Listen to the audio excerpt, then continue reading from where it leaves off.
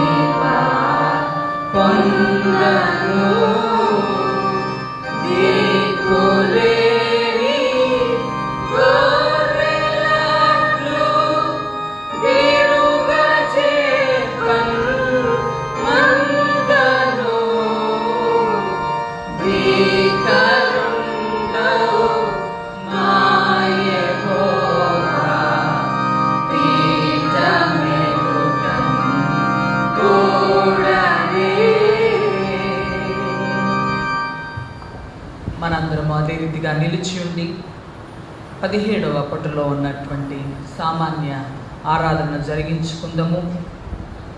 దేవుడిని ఆరాధించుదాం. దేవుడు ఆత్మ గనుక ఆయన ఆరాధించు వారు ఆత్మతోనూ సత్యముతోనూ ఆరాధింపవలెను. మన తండ్రి అయిన దేవుని నుండి ప్రభు అయిన యేసు క్రీస్తు నుండి కృపా సమాధానములు మీకు కలుగును గాక. ఇది యెహోవా ఏర్పాటు చేసిన దినము, దీని యందు మనము ఉత్సహించి సంతోషించము. ఓ ప్రభువా, మా పెదవులు తెరువుము. అప్పుడు మా నోరు నీ స్తుతిని ప్రచురపరచును. తండ్రికి నీ కుమారునికి నీ పరిశుద్ధాత్మకును మహిమ కలుగును గాక. ఆదియందు ఇప్పుడు ఎల్లప్పుడూ ఉన్నట్లు యుగయుగములకు. ఆమేన్. తండ్రివైన దేవా, నీ శక్తి వల్లను జ్ఞానము వల్లను సమస్తమును సృష్టించినందుకును, నీ కుమారుని మా రక్షకునిగా ఇచ్చుట వల్ల లోకమును ఎంతో ప్రేమించినామని రుజువుపరిచినందుకును నిన్ను స్తుతించుచున్నాము. కుమారుడైన దేవా, మా అపరాధముల నిమిత్తము అప్పగింపబడిన నీవు తిరిగి లేచుట వల్ల మమ్మును నీతిమంతులుగా చేయుటకు పాపము తప్ప నీ విషయములలో మా వలె చేయబడినందులకై నిన్ను స్తుతించుచున్నాము. పరిశుద్ధాత్ముడైన దేవా, సత్యమంతట్లోనికి నడిపించి మా హృదయములలో దేవుని ప్రేమను కుమరించినందుకై నిన్ను స్తుతించుచున్నాము. తండ్రి, కుమారుడు, పరిశుద్ధాత్ముడైన దేవా, యుగయుగములకు నీకే సమస్త స్తుతి మహిమ కలుగును గాక. పాపపు ఒప్పుకోలు పిలుపు వాక్యములు వినుడి.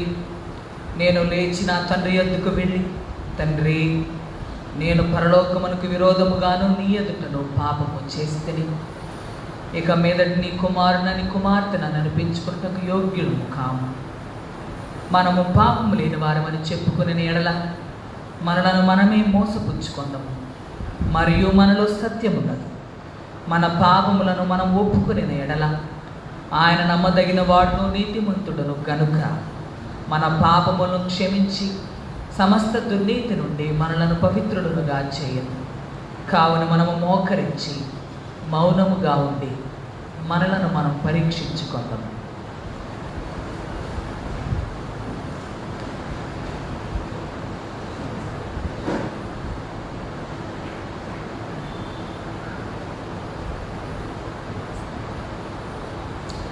సర్వశక్తి గల దేవుని ఎదుట మన పాపములను దిన మనసుతో ఒప్పుకుందాం.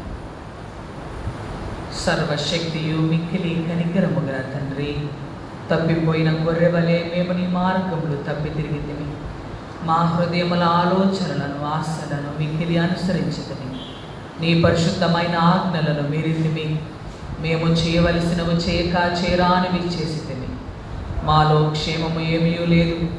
ఆయనను మా ప్రభు అయిన క్రీస్తు యేసు ద్వారా నీవు మనుషులకు తెలియజేసిన వాగ్దానముల ప్రకారం ఓ ప్రభువా, పాప పీడితులమైన మమ్మను కరుణింపుము.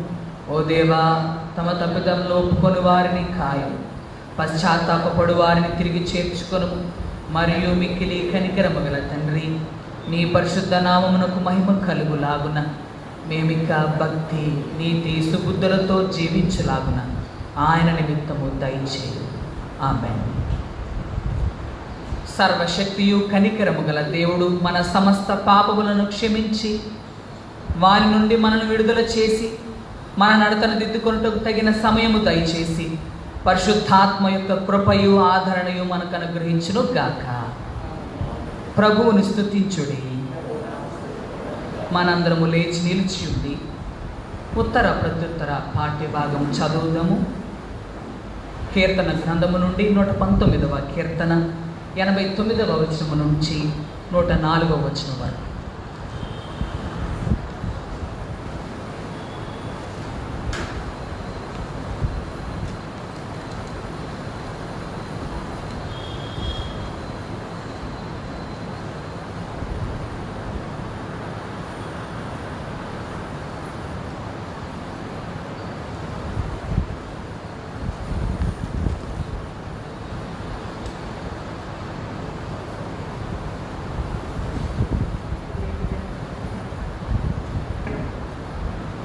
నేటి పరిశుద్ధ దినమునకై ఏర్పాటు చేయబడిన ఉత్తర ప్రత్యుత్తర కీర్తన భాగము. కీర్తనలు 119వ అధ్యాయం 89వ వచనము నుండి ప్రారంభం. కీర్తనలు 119వ అధ్యాయం 89వ వచనము నుండి ప్రారంభం. యెహోవా, నీ వాక్యము ఆకాశమందు నిత్యము నిలకడగా ఉన్నది.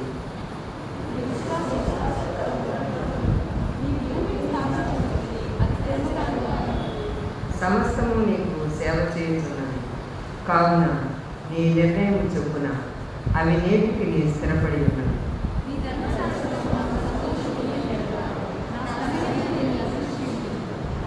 నీ ఉపదేశం వలన నీవు నన్ను బ్రతికించింది. నేనెన్నడూ వాటిని మరువను.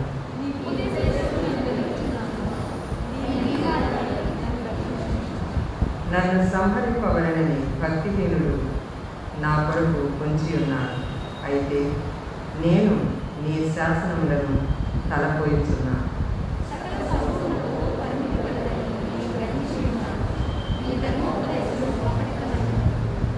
నీ ధర్మశాస్త్రము నాకెంతో ప్రియముగా ఉన్నది.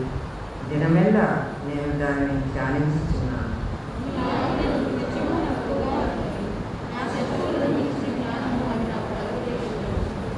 నీ శాసనములను నేను ధ్యానించుచున్నాను.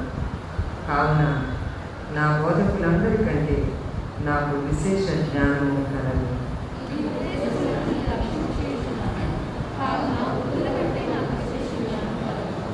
నేను నీ వాక్యమును అనుసరించినట్లు దుష్ట మార్గములన్నిటిలో నుండి నా పాదములు తొలగించుకుంటున్నాను.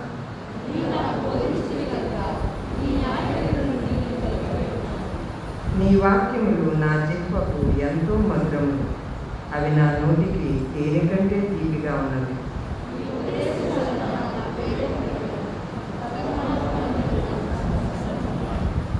నీ వాక్యము నా పాదములకు దీపమును, నా త్రోవకు వెలుగునై ఉన్నది.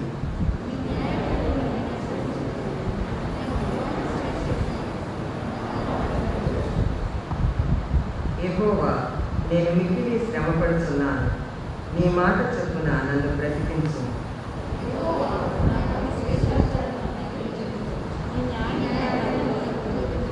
నా ప్రాణము ఎల్లప్పుడూ నా అరచేతిలో ఉన్నది.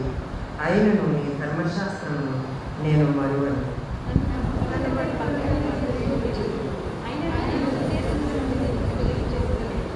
నీ శాసనములు నాకు హృదయానందకరములు. అవి నాకు నిత్య స్వాస్థ్యమని భావించుతున్నాను. నీ కట్టడలను కైకొనుటకు నా హృదయమును నేను లోపరుచుకున్నాను. ఇది తుది వరకు నీకు చూపించాను.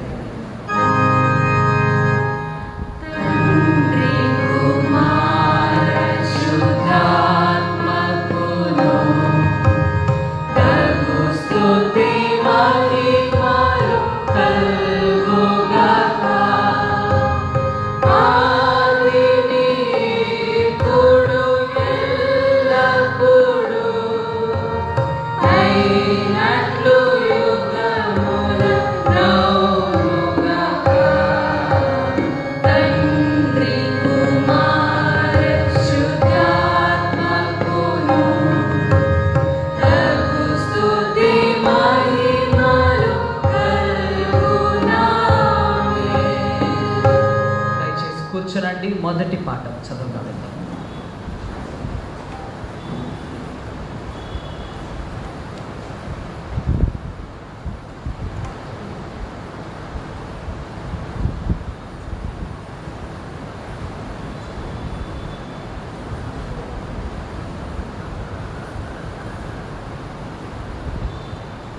పరిశుద్ధ దినమునకై ఏర్పాటు చేయబడిన మొదటి పాఠము ద్వితీయోపదేశ కాండము 6వ అధ్యాయము 1వ వచనం నుంచి 17వ వచనం వరకు రాయబడి ఉన్న దేవుని వాక్యమును విందము. ద్వితీయోపదేశ కాండము 6వ అధ్యాయము 1వ వచనము ప్రారంభం. నీవును నీ కుమారుడును నీ కుమారుని కుమారుడును నీ దేవుడైన యెహోవాకు భయపడి నేను నీకు ఆజ్ఞాపించు ఆయన కట్టడలన్నీయు ఆజ్ఞలన్నీయు నీ జీవిత దినములన్నిటను కైకొనుచు నీవు దీర్ఘాయుష్మంతుడవగునట్లు మీరు స్వాధీనపరచుకొనుటకు దాటి వెళ్ళుచున్న దేశమందు మీరు జరుపుకొనుటకు మీకు బోధింపవలెనని మీ దేవుడైన యెహోవా ఆజ్ఞాపించిన ధర్మమంతయు అనగా కట్టడలు విధులు ఇవే. కాబట్టి ఇశ్రాయేలు, నీ పితరుల దేవుడైన యెహోవా నీతో చెప్పిన ప్రకారము పాలు తేనెలు ప్రవహించు దేశంలో మేలు కలిగి బహుగా అభివృద్ధి నొందినట్లు నీవు వాటిని విని అనుసరించి నడుచుకొనవలెను. ఇశ్రాయేలు వినుము, మన దేవుడైన యెహోవా అద్వితీయుడగు యెహోవా. నీ పూర్ణ హృదయముతోనూ నీ పూర్ణ ఆత్మతో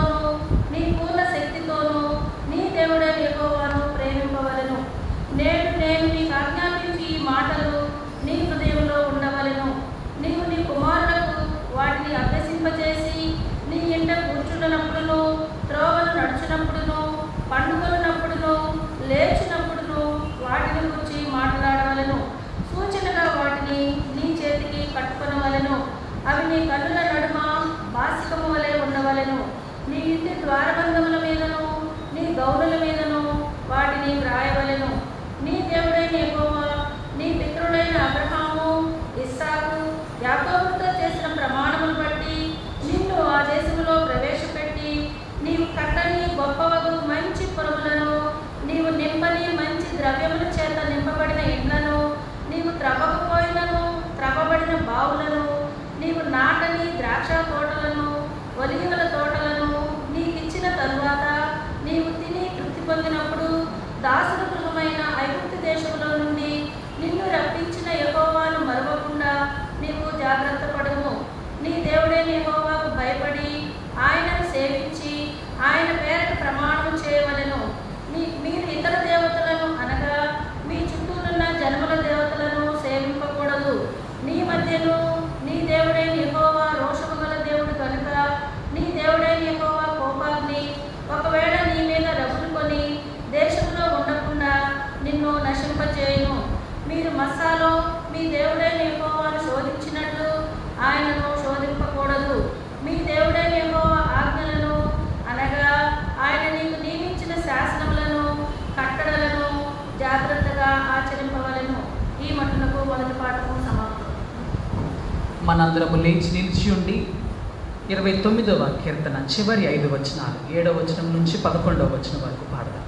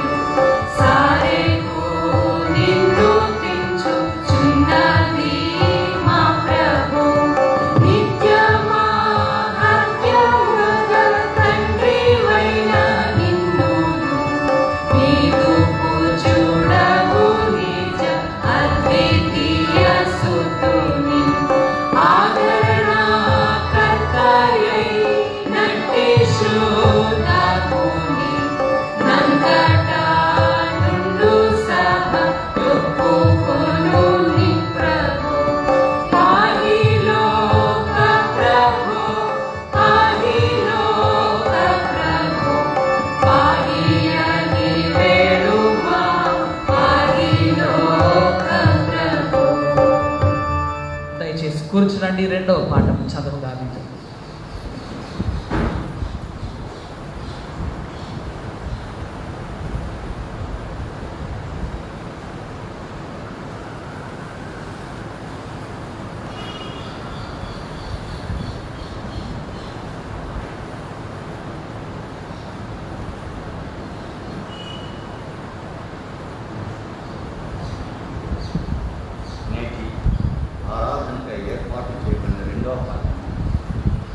మత్తయి వార్త 7వ అధ్యాయం 24 నుంచి 29 వరకు. పరిశుద్ధ మత్తయి వార్త 27వ అధ్యాయం 24వ వచనం నుంచి 29 వరకు. కాబట్టి ఈ నా మాటలు విని వాటి చొప్పున చేయ ప్రతి వాడును బండ మీద తన ఇల్లు కట్టుకున్న బుద్ధిమంతుని పోలి. వాన కురిసెను, వరదలు వచ్చాను, గాలి విసిరి ఆ ఇంటి మీద కొట్టెను, కానీ దాని పునాది బండ మీద వేయబడిన కనుక అది పడలేదు. మరియు ఈ నా మాటలు విని వాటి చొప్పున చేయని ప్రతివాడు ఇసుక మీద తన ఇల్లు కట్టుకున్న బుద్ధిహీనను పోలి ఉంది. వాన కురిసెను, వరదలు వచ్చెను, గాలి విసిరి ఆ ఇంటి మీద కొట్టాను. అప్పుడది కూలబడింది, దాని పాటు గొప్పదని చెప్పాను. యేసు ఈ మాటలు చెప్పి ముగించినప్పుడు జనసమూహమును ఆయన బోధకు ఆశ్చర్యపడుతున్నది.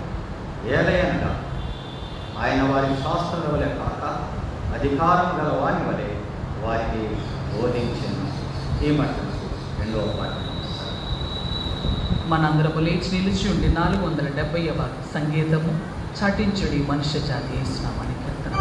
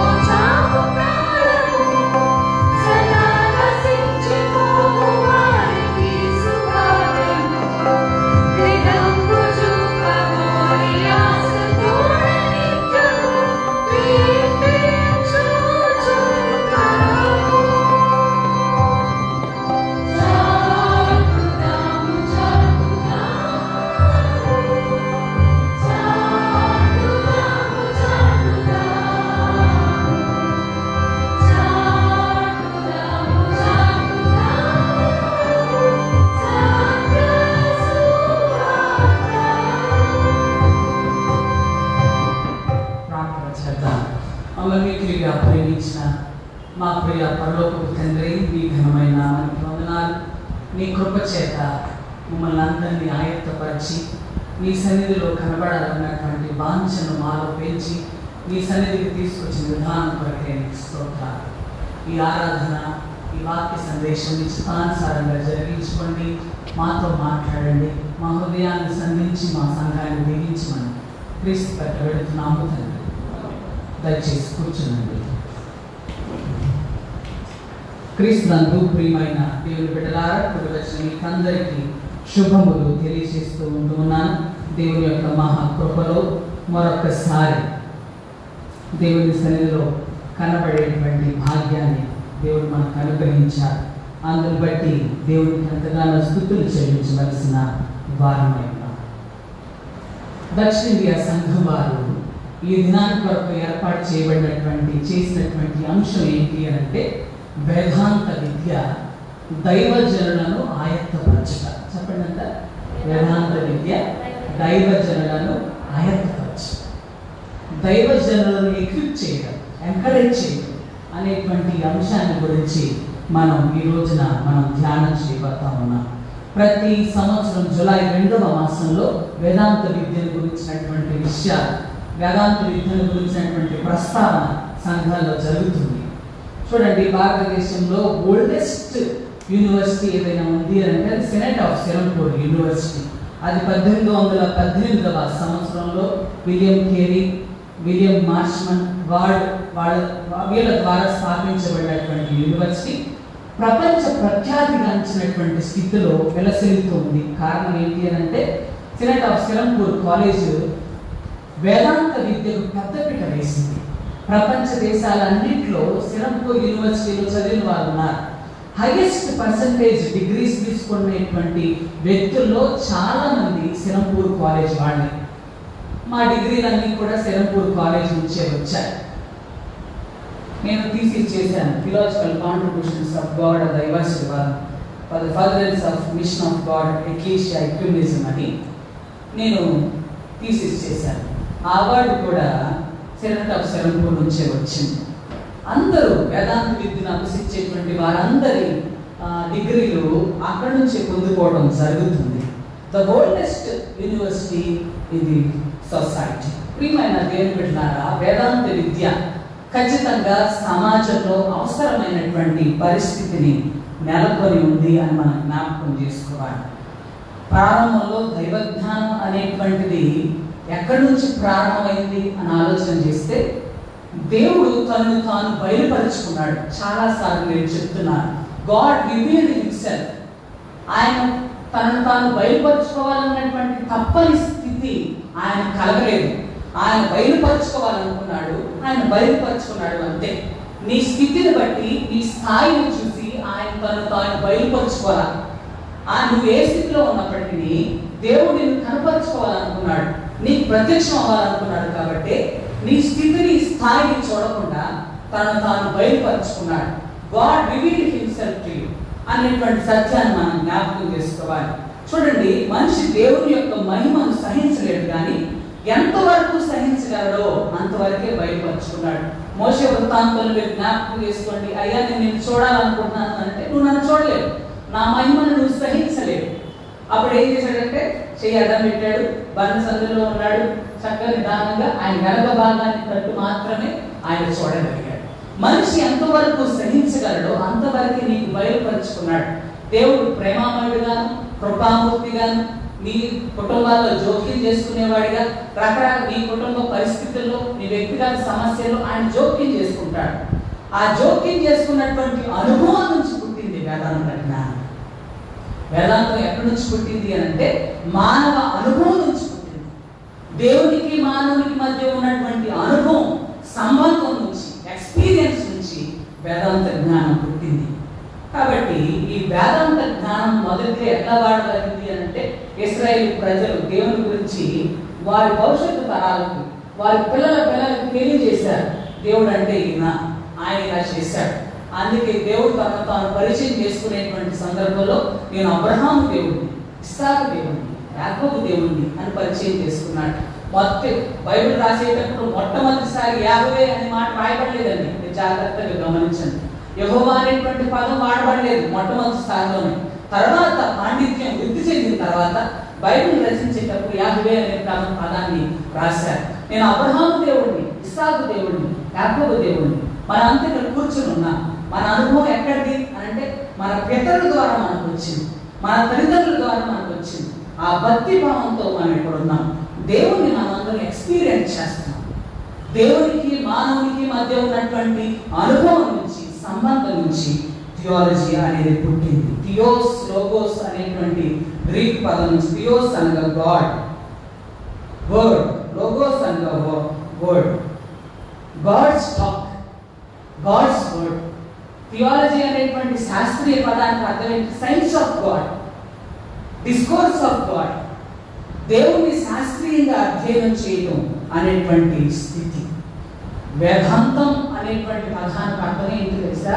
విత్ అనేటువంటి ధాతువు నుంచి, విత్ అనేటువంటి సాంస్కృతిక ధాతువు నుంచి వేదాంతం అనేది పుట్టింది. వేదాంత ఉద్భవన ఆది కాలం నుంచి, ఆది కాలం నుంచి దేవుణ్ణి మనిషి అర్థం చేసుకోవాలన్న తపన, పోరాటం కలిగి ఉన్నాడు. తెలుసా? దేవుడు ప్రత్యక్షమయ్యాడు. ఆయన ఎలాంటి వాడు, ఆయన గుణలక్షణాలు ఎట్లాంటివి, ఆయన ఏ రీతిలో మాట్లాడతాడు, ఆయన ఎలా ప్రతిస్పందిస్తాడు అనే పోరాటం నుంచి వేదాంత ఉద్భవన జరిగింది. దేవుణ్ణి తెలుసుకోవాలన్నటువంటి తపన. చాలా మంది ప్రార్థన చేస్తారు, వాక్యం చదువుతారు. దేవుడు నీకు ఎంతవరకు అర్థమయ్యాడు? ప్రార్థన చేసేటప్పుడు, వాక్యం చదివేటప్పుడు దేవుని యొక్క మనస్సు నీకు అర్థమవుతుందా? మీరు ఆలోచించేయండి. వాక్యం చదివేటప్పుడు దేవుని యొక్క మనస్తత్వాన్ని మీరు గ్రహిస్తున్నారా? దేవుడు ఎలాంటి వాడని మీకు అర్థమవుతుంది కదా, దేవుడు పరిశుద్ధులని అర్థమవుతుంది కదా. ఆ యొక్క అండర్స్టాండింగ్ లో నుంచి వేదాంతం పుట్టింది. ప్రియమైన వారలారా, ఆది నుంచి దేవుడిని మనిషి అర్థం చేసుకోవాలన్నటువంటి తపన కలిగి ఉన్నాడు. ఆ పోరాటం నుంచి పుట్టింది వేదాంతం. చూడండి, దేవుడి గురించి మనుషులు వాడినటువంటి పరిభాష, అనుభవం వేదాంతం. వేదాంత శాస్త్రానికి దేవుడు ఇచ్చినటువంటి స్థితి ఏంటో తెలుసా? మనిషికి ఉన్నటువంటి ఎక్స్పీరియన్స్ అయితే మానవులకు దైవం గురించినటువంటి సరైనటువంటి క్రమంలో అధ్యయనం చేసేదే వేదాంత శాస్త్రం. ఈ రోజుల్లో ఏ శాస్త్రం చదవాలన్నా బుకిష్ నాలెడ్జ్ కావాలి, కొంత ఎక్స్పీరియన్స్తో పాటు శాస్త్రీయంగా అర్థం చేసుకోవాలి. శాస్త్రీయంగా దేవుని చదువుకునేటువంటి స్థితికి ఈ రోజున వేదాంతం అనేటువంటి ఒక శాస్త్రంగా పరిణమించింది. అందుకని సాంస్కృతిక స్థితిలో ఏమంటారు అంటే వేదాంతం అంటే వేదం ప్లస్ అంతం. వేదం ప్లస్ అంతం. సాంస్కృతిక విద్య అనేటువంటి సాంస్కృతిక ధాతు నుంచి వేదం వచ్చిందనంటే వేదం ప్లస్ అంతం. అంటే వేదం అనేది వాక్కు, ఈ వాక్యం అనేటువంటి వేదం. అంతం అనగా నీ జీవితంలో ఉన్నటువంటి ప్రతి సమస్యకు ఒక పరిష్కారాన్ని ఇస్తుంది వాక్యం. మానవ జీవితంలో ఉన్నటువంటి ప్రతి సమస్యకి, ప్రతి ఒక్క ఆలోచనకి ఒక పరిష్కారాన్ని ఇచ్చేది వేదాంతం. కాబట్టి వేదాంతం అన్నారు. మానవ జీవిత సమస్యలకి అంతాన్ని చూపించేది క్రైస్తవ వేదాంతం. క్రైస్తవ వేదాంతానికి ఇతర వేదాంతాలకి తేడా అదే. ప్రియమైన దేవుని బిడ్డలారా, మారుతున్న కాలానికి నూతన భాష్యాన్ని చెబుతుంది వేదాంతం. అందుకే వేదాంతం ఏమంటారంటే వేదాంతం ఎప్పుడు మారుతుంది కదా. వాక్యాన్ని చదవండి, రోజు కొత్తగానే ఉంటుంది. 5 సార్లు చదవండి, 6 సార్లు చదవండి, 100 సార్లు పైగా చదివిన వాడు ఉన్నారు బైబిల్ గ్రంథాన్ని. ప్రతిరోజు కొత్తగా ఉంటుంది. నీ చుట్టూ ఉన్నటువంటి సమస్యలకి, ప్రతి సమస్యకి ఒక కొత్త పరిష్కారాన్ని ఇవ్వగలదు వేద గ్రంథం. ఒక కొత్త ప్రతి సమస్యకి, ఎట్లాంటి సమస్య అయినా, అది ఆధునికంగా ఎట్లాంటి కొత్త సమస్యలు ఎదురైనప్పటికీ కదా. కరోనా వచ్చింది ఈ సందర్భంలో. కరోనా వచ్చేసరికి మనం వేద గ్రంథం నుంచి వాక్యాలు చూపిస్తా ఉన్నాం. కొందరు రోగాలు వస్తూ ఉన్నాయి, దాని గురించి వేద గ్రంథంలో నుంచి పరిష్కారాలు చూపిస్తున్నాం. దేవుడు ఆదిలోనే మాట్లాడాడు. క్షామం భూమి మీదకి వచ్చింది అంటే దేవుడి యొక్క శిక్ష వచ్చిందని మనం అర్థం చేసుకుంటున్నాం. చుట్టూ ఉన్నటువంటి సమాజాన్ని చూసి వేద గ్రంథంతో క్రోడీకరించి, వేద గ్రంథాన్ని జోడించి, దేవుని యొక్క వాక్యాన్ని జోడించి చూసేటువంటి స్థితే వేదాంత శాస్త్రం. ప్రియమైన వారులారా, మనం జ్ఞాపకం చేసుకోవాలి. వేదాంతానికి ఆధారం ఏంటి తెలుసా? వేదాంతానికి ఆధారం ఏంటి చెప్పండి? వేదాంతానికి ఆధారం ఏంటి? వాక్యమే. వేదాంతానికి ఆధారం వాక్యమే. దేవుని యొక్క లేఖనాలే వేదాంతానికి ఆధారం. ఈ లేఖనాలు లేకపోతే దేవుని గురించి అధ్యయనం చేసేటువంటి స్థితి మనకు లేదు. చాలా మంది ఏం చేస్తారంటే అక్షరార్థం ఆచరణ చేస్తారు, అక్షరార్థం పాటిస్తారు. చాలా మంది పరిసయ్యులు, సద్దూకయ్యులు, ఈ తెగలో ఉన్నటువంటి వారంతా కూడా వేదాంతాన్ని శాస్త్రీయంగా అధ్యయనం చేసేటువంటి క్రమంలో అక్షరార్థం చేసేటువంటి వారే. దీన్ని ఆత్మీయంగా అర్థం చేసుకునే వారు తక్కువైపోయారు యేసుక్రీస్తు కాలంలో కూడా. నేటికి కూడా అదే పరిస్థితి జరుగుతూ ఉంది. దేవారాత్రము దాన్ని ధ్యానించేవాడు ధన్యుడు. అంటే దేవారాత్రం అంటే ఉదయం నుంచి సాయంత్రం వరకు కూర్చొని చదువుకుంటానే కూర్చోవాలా? ధ్యానం చేసుకుంటానే కూర్చోవాలా? కాదు. దానిలో ఉన్నటువంటి మహా గొప్ప అర్థం ఏంటి అంటే, నువ్వు ఒకసారి చదివింది ఆ దినమంతా మరణం చేసుకోవటం, స్మరణ చేసుకోవటం, ధ్యానపూర్వకంగా దాన్ని ఆచరణ చేయటం. అక్షరార్థం కాదు. అదేంటే గారు పౌరు గారు అపొస్తలుడైన పౌరు జడలు అలుకోకూడదు అన్నారు. అంటే భారతీయ సంస్కృతిలో జడలు అలుకోవటం ఒక పద్ధతి కలిగినటువంటి స్థితి. యోధా సంస్కృతిలో ప్రతి స్త్రీ ముసుగు వేసుకోవాలి, అదొక ఆచరణ. కానీ వివిధ సంస్కృతులను బట్టి ఈ ఆచరణ అనేటువంటిది మారుతుంది.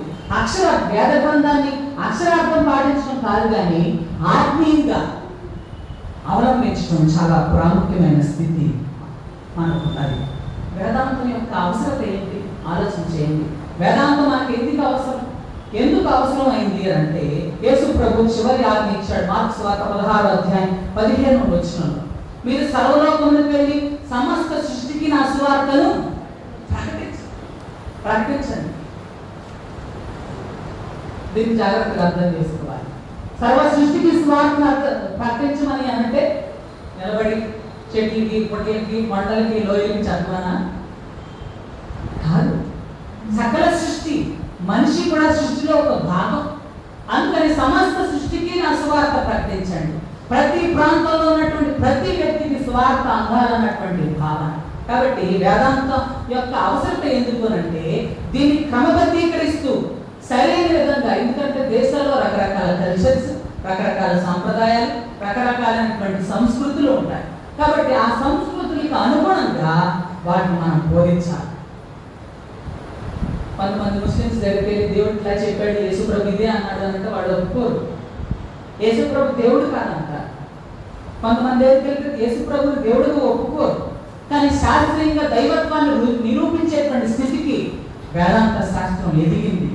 అందుకని వేదాంతం యొక్క అవసరత ఉంది. మీరు ఆలోచన చేయండి, భారతదేశంలో వైవిధ్యం ఉంది. రకరకాల జాతులు, రకరకాల సంస్కృతులు, రకరకాల సాంప్రదాయాలు, ప్రతి ప్రాంతానికి రకరకాలైనటువంటి భాషలు. భారతదేశంలో ఉన్నటువంటి వైవిధ్యం ఏ దేశానికి ఆ ఘనత లేదు, ఏ దేశంలోనూ ఆ వైవిధ్యం లేదు. దేవుడు భారతదేశానికి ఇచ్చినటువంటి మహా గొప్ప ఆశీర్వాదం ఏంటి అంటే డైవర్సిటీ, యూనిటీ ఇన్ డైవర్సిటీ. ఆ వైవిధ్యాన్ని మనం ఆశీర్వాదంగా జ్ఞాపకం చేసుకుంటూ పరిణతి వైపు ప్రయాణించేటువంటి స్థితిలో వేదాంత జ్ఞానం ఎదిగింది. కాల్బాత్ ఏమంటాడు అంటే ఒక కల్చర్లో, ఒక సంస్కృతిలో, ఒక సాంప్రదాయంలో వేదాంతాన్ని, వాక్యాన్ని ప్రకటించేటప్పుడు ఏం చేయాలి అని అంటే ఒక సంఘం సమాజంలో ఉన్నప్పుడు వాక్యాన్ని ప్రకటించేటప్పుడు ఖచ్చితంగా రెండు చేతిలో ఉండాలి. ఒక చేతిలో బైబిల్, ఒక చేతిలో ఏమంటారు న్యూస్ పేపర్ ఉండాలి. కాల్బాత్ అన్నాడు ఒక చేతిలో బైబిల్, ఒక చేతిలో న్యూస్ పేపర్ ఉండాలి. చూడండి, వేదాంతం అంటే ఏదేదో అనుకుంటారు చాలా మంది. వేదాంతం అంటే ఎక్కడో చాలా వృద్ధుల్లో వచ్చేది అనుకుంటారు, కానీ కాదండి. వేదాంతం అంటే దేవుని యొక్క వాక్యాన్ని ప్రస్తుత పరిస్థితిని జోడించి దేవుని యొక్క వాక్యం ఎట్లాంటి పరిష్కారం చెప్తుందో అదే వేదాంతం. సింపుల్గా అర్థమైందండి. వేదాంతం అంటే దేవుని యొక్క వాక్యాన్ని ప్రస్తుత పరిస్థితిని జోడించి పరిష్కారాన్ని వెతకటం వేదాంతం యొక్క ప్రాముఖ్యం వచ్చింది. వేదాంతంలో ఉన్నటువంటి సమస్య ఏంటో తెలుసా? దేవుని వాక్యంలో ఉన్నటువంటి సమస్య ఏంటో తెలుసా? దేవుని యొక్క వాక్యం పరిశుద్ధమైంది, ఇది ఖచ్చితం అంటే ఖచ్చితమే, దాంట్లో వేరే మాట లేదు. 100కి 100 మార్క్స్ వస్తేనే పరలోకానికి వెళ్ళాలి ధర్మశాస్త్రం ప్రకారం. 100కి 99.91 వచ్చినా కూడా 9 వచ్చినా కూడా పరలోకానికి వెళ్ళే ఆస్కారం లేదు ధర్మశాస్త్రాన్ని బట్టి. కానీ వేదాంత క్రీస్తు వచ్చిన తర్వాత దాన్ని సడలించాడు. ప్రియమైన వారలారా, వేదాంతంలో ఉన్నటువంటి గొప్ప సమస్య ఏంటి అంటే మీ దేవుడు దేవుడు కాదు, నా దేవుడు మాత్రమే దేవుడు అంటే సమస్య. మన చుట్టూ చాలా కల్చర్స్ ఉన్నాయి. హైందవులు ఉన్నారు, రకరకాలైనటువంటి ముస్లిమ్స్ ఉన్నారు, రకరకాలైనటువంటి సంస్కృతులు సమ్మేళనం మన చుట్టూ ఉంది. వారి మధ్యలోకి డైరెక్ట్గా మా యేసు ప్రభువే దేవుడు అని చెప్తే కుదురుద్దా? వాళ్ళకు ఉండేటువంటి ఆలోచన, వాళ్ళ మతం పైన వారికి పట్టుంది. ఎందుకంటే మానవుని యొక్క మతి నుంచి పుట్టింది మతం. మానవుని యొక్క రాత నుంచి పుట్టింది కాదు మతం అనేది. మానవుని యొక్క మస్తిష్కం నుంచి, మతి నుంచి పుట్టింది. కాబట్టి ఆ మతితో ఆలోచన చేస్తారు, కానీ మతి నుంచి పుట్టింది కాదు. క్రైస్తవం అనేటువంటి ఒక మార్గం ఈ లోకంలో ఉన్నటువంటి మార్గాలన్నీ, సంస్కృతులు, సాంప్రదాయాలు, ఎట్లాంటి మతాన్ని, ఆచారాలని, సాంప్రదాయాలు చూపించినప్పటికీ ఒక మనిషి చక్కగా నడవాలి అంటే ఒక మార్గాన్ని చూపించింది క్రైస్తవం. క్రైస్తవ్యానికి ఇతర మతాలకు ఉన్నటువంటి తేడా ఏంటో తెలుసా? ఒక నిర్దిష్టమైనటువంటి మార్గాన్ని చూపించింది క్రైస్తవం ఒకటే. ఒక నీతి మార్గాన్ని, రక్షణ మార్గాన్ని చూపించింది క్రైస్తవ్యం. ఇట్లాంటి మార్గం ఎక్కడా లేదు ప్రపంచంలో. ఇట్లాంటి మార్గం ఏ సంస్కృతిలోనూ, సాంప్రదాయంలోనూ, ఏ మతంలో లేదు. అందుకే ప్రపంచంలో దాదాపు 35% అబోవ్ క్రైస్తవులే ఉన్నారు, క్రైస్తవ మార్గాన్ని అనుసరిస్తూ ఉన్నారు. సాధుసుందర్శి ఒక మాట అన్నాడు, ఏంటి అంటే భారతదేశంలో హైందవ్యం ఉంది, హైందవ్యం అనేటువంటి కులంలో క్రైస్తవ్యం అనేటువంటి నీరు పారాలి. క్రైస్తవ్యం అనేటువంటిది ఎట్లాంటిది అంటే క్రైస్తవ్యం అనేటువంటిది ఒక నీటి ఓట లాంటిది. క్రైస్తవ్యం జీవజలం లాంటిది. ఎక్కడైతే జీవం లేదో ఆ జీవాన్ని ప్రసాదించేది క్రైస్తవ మార్గం. అందుకే సాధు వేదాలను వల్లవేసిన వాడు, రకరకాలైనటువంటి హైందవ గ్రంథాలన్నీ అవపోసం పట్టినవాడు, చతుర్వేదాలని చక్కగా ఎముకల్లో సహా జీర్ణించుకున్నటువంటి వ్యక్తి. ఆ వ్యక్తి మాట్లాడు హైందవ్యం అనేటువంటి కాలువలో క్రైస్తవ్యం అనేటువంటి నీరు ప్రవహించాలి. ఆ ప్రవహించేటువంటి స్థితి క్రైస్తవ మార్గంగా ఈ లోకంలో ఉంది, భారతదేశంలో ఉంది అని మనం జ్ఞాపకం చేసుకోవాలి. క్రైస్తవ విశ్వాసం ఇతర విశ్వాసాలని సవాల్ చేస్తుంది, ఛాలెంజ్ చేస్తుంది. ఎందుకంటే బైబిల్ గ్రంథంలో ఉన్నటువంటి అద్భుతాలు, ఆశ్చర్యకార్యాలు, బైబిల్ గ్రంథంలో ఉన్నటువంటి విశ్వాసం మరెక్కడ లేదు, ఏ గ్రంథంలో లేదు. అందుకని ఇతర విశ్వాసాలను సవాల్ చేస్తుంది, ఛాలెంజ్ చేస్తూ ఉంది క్రైస్తవం.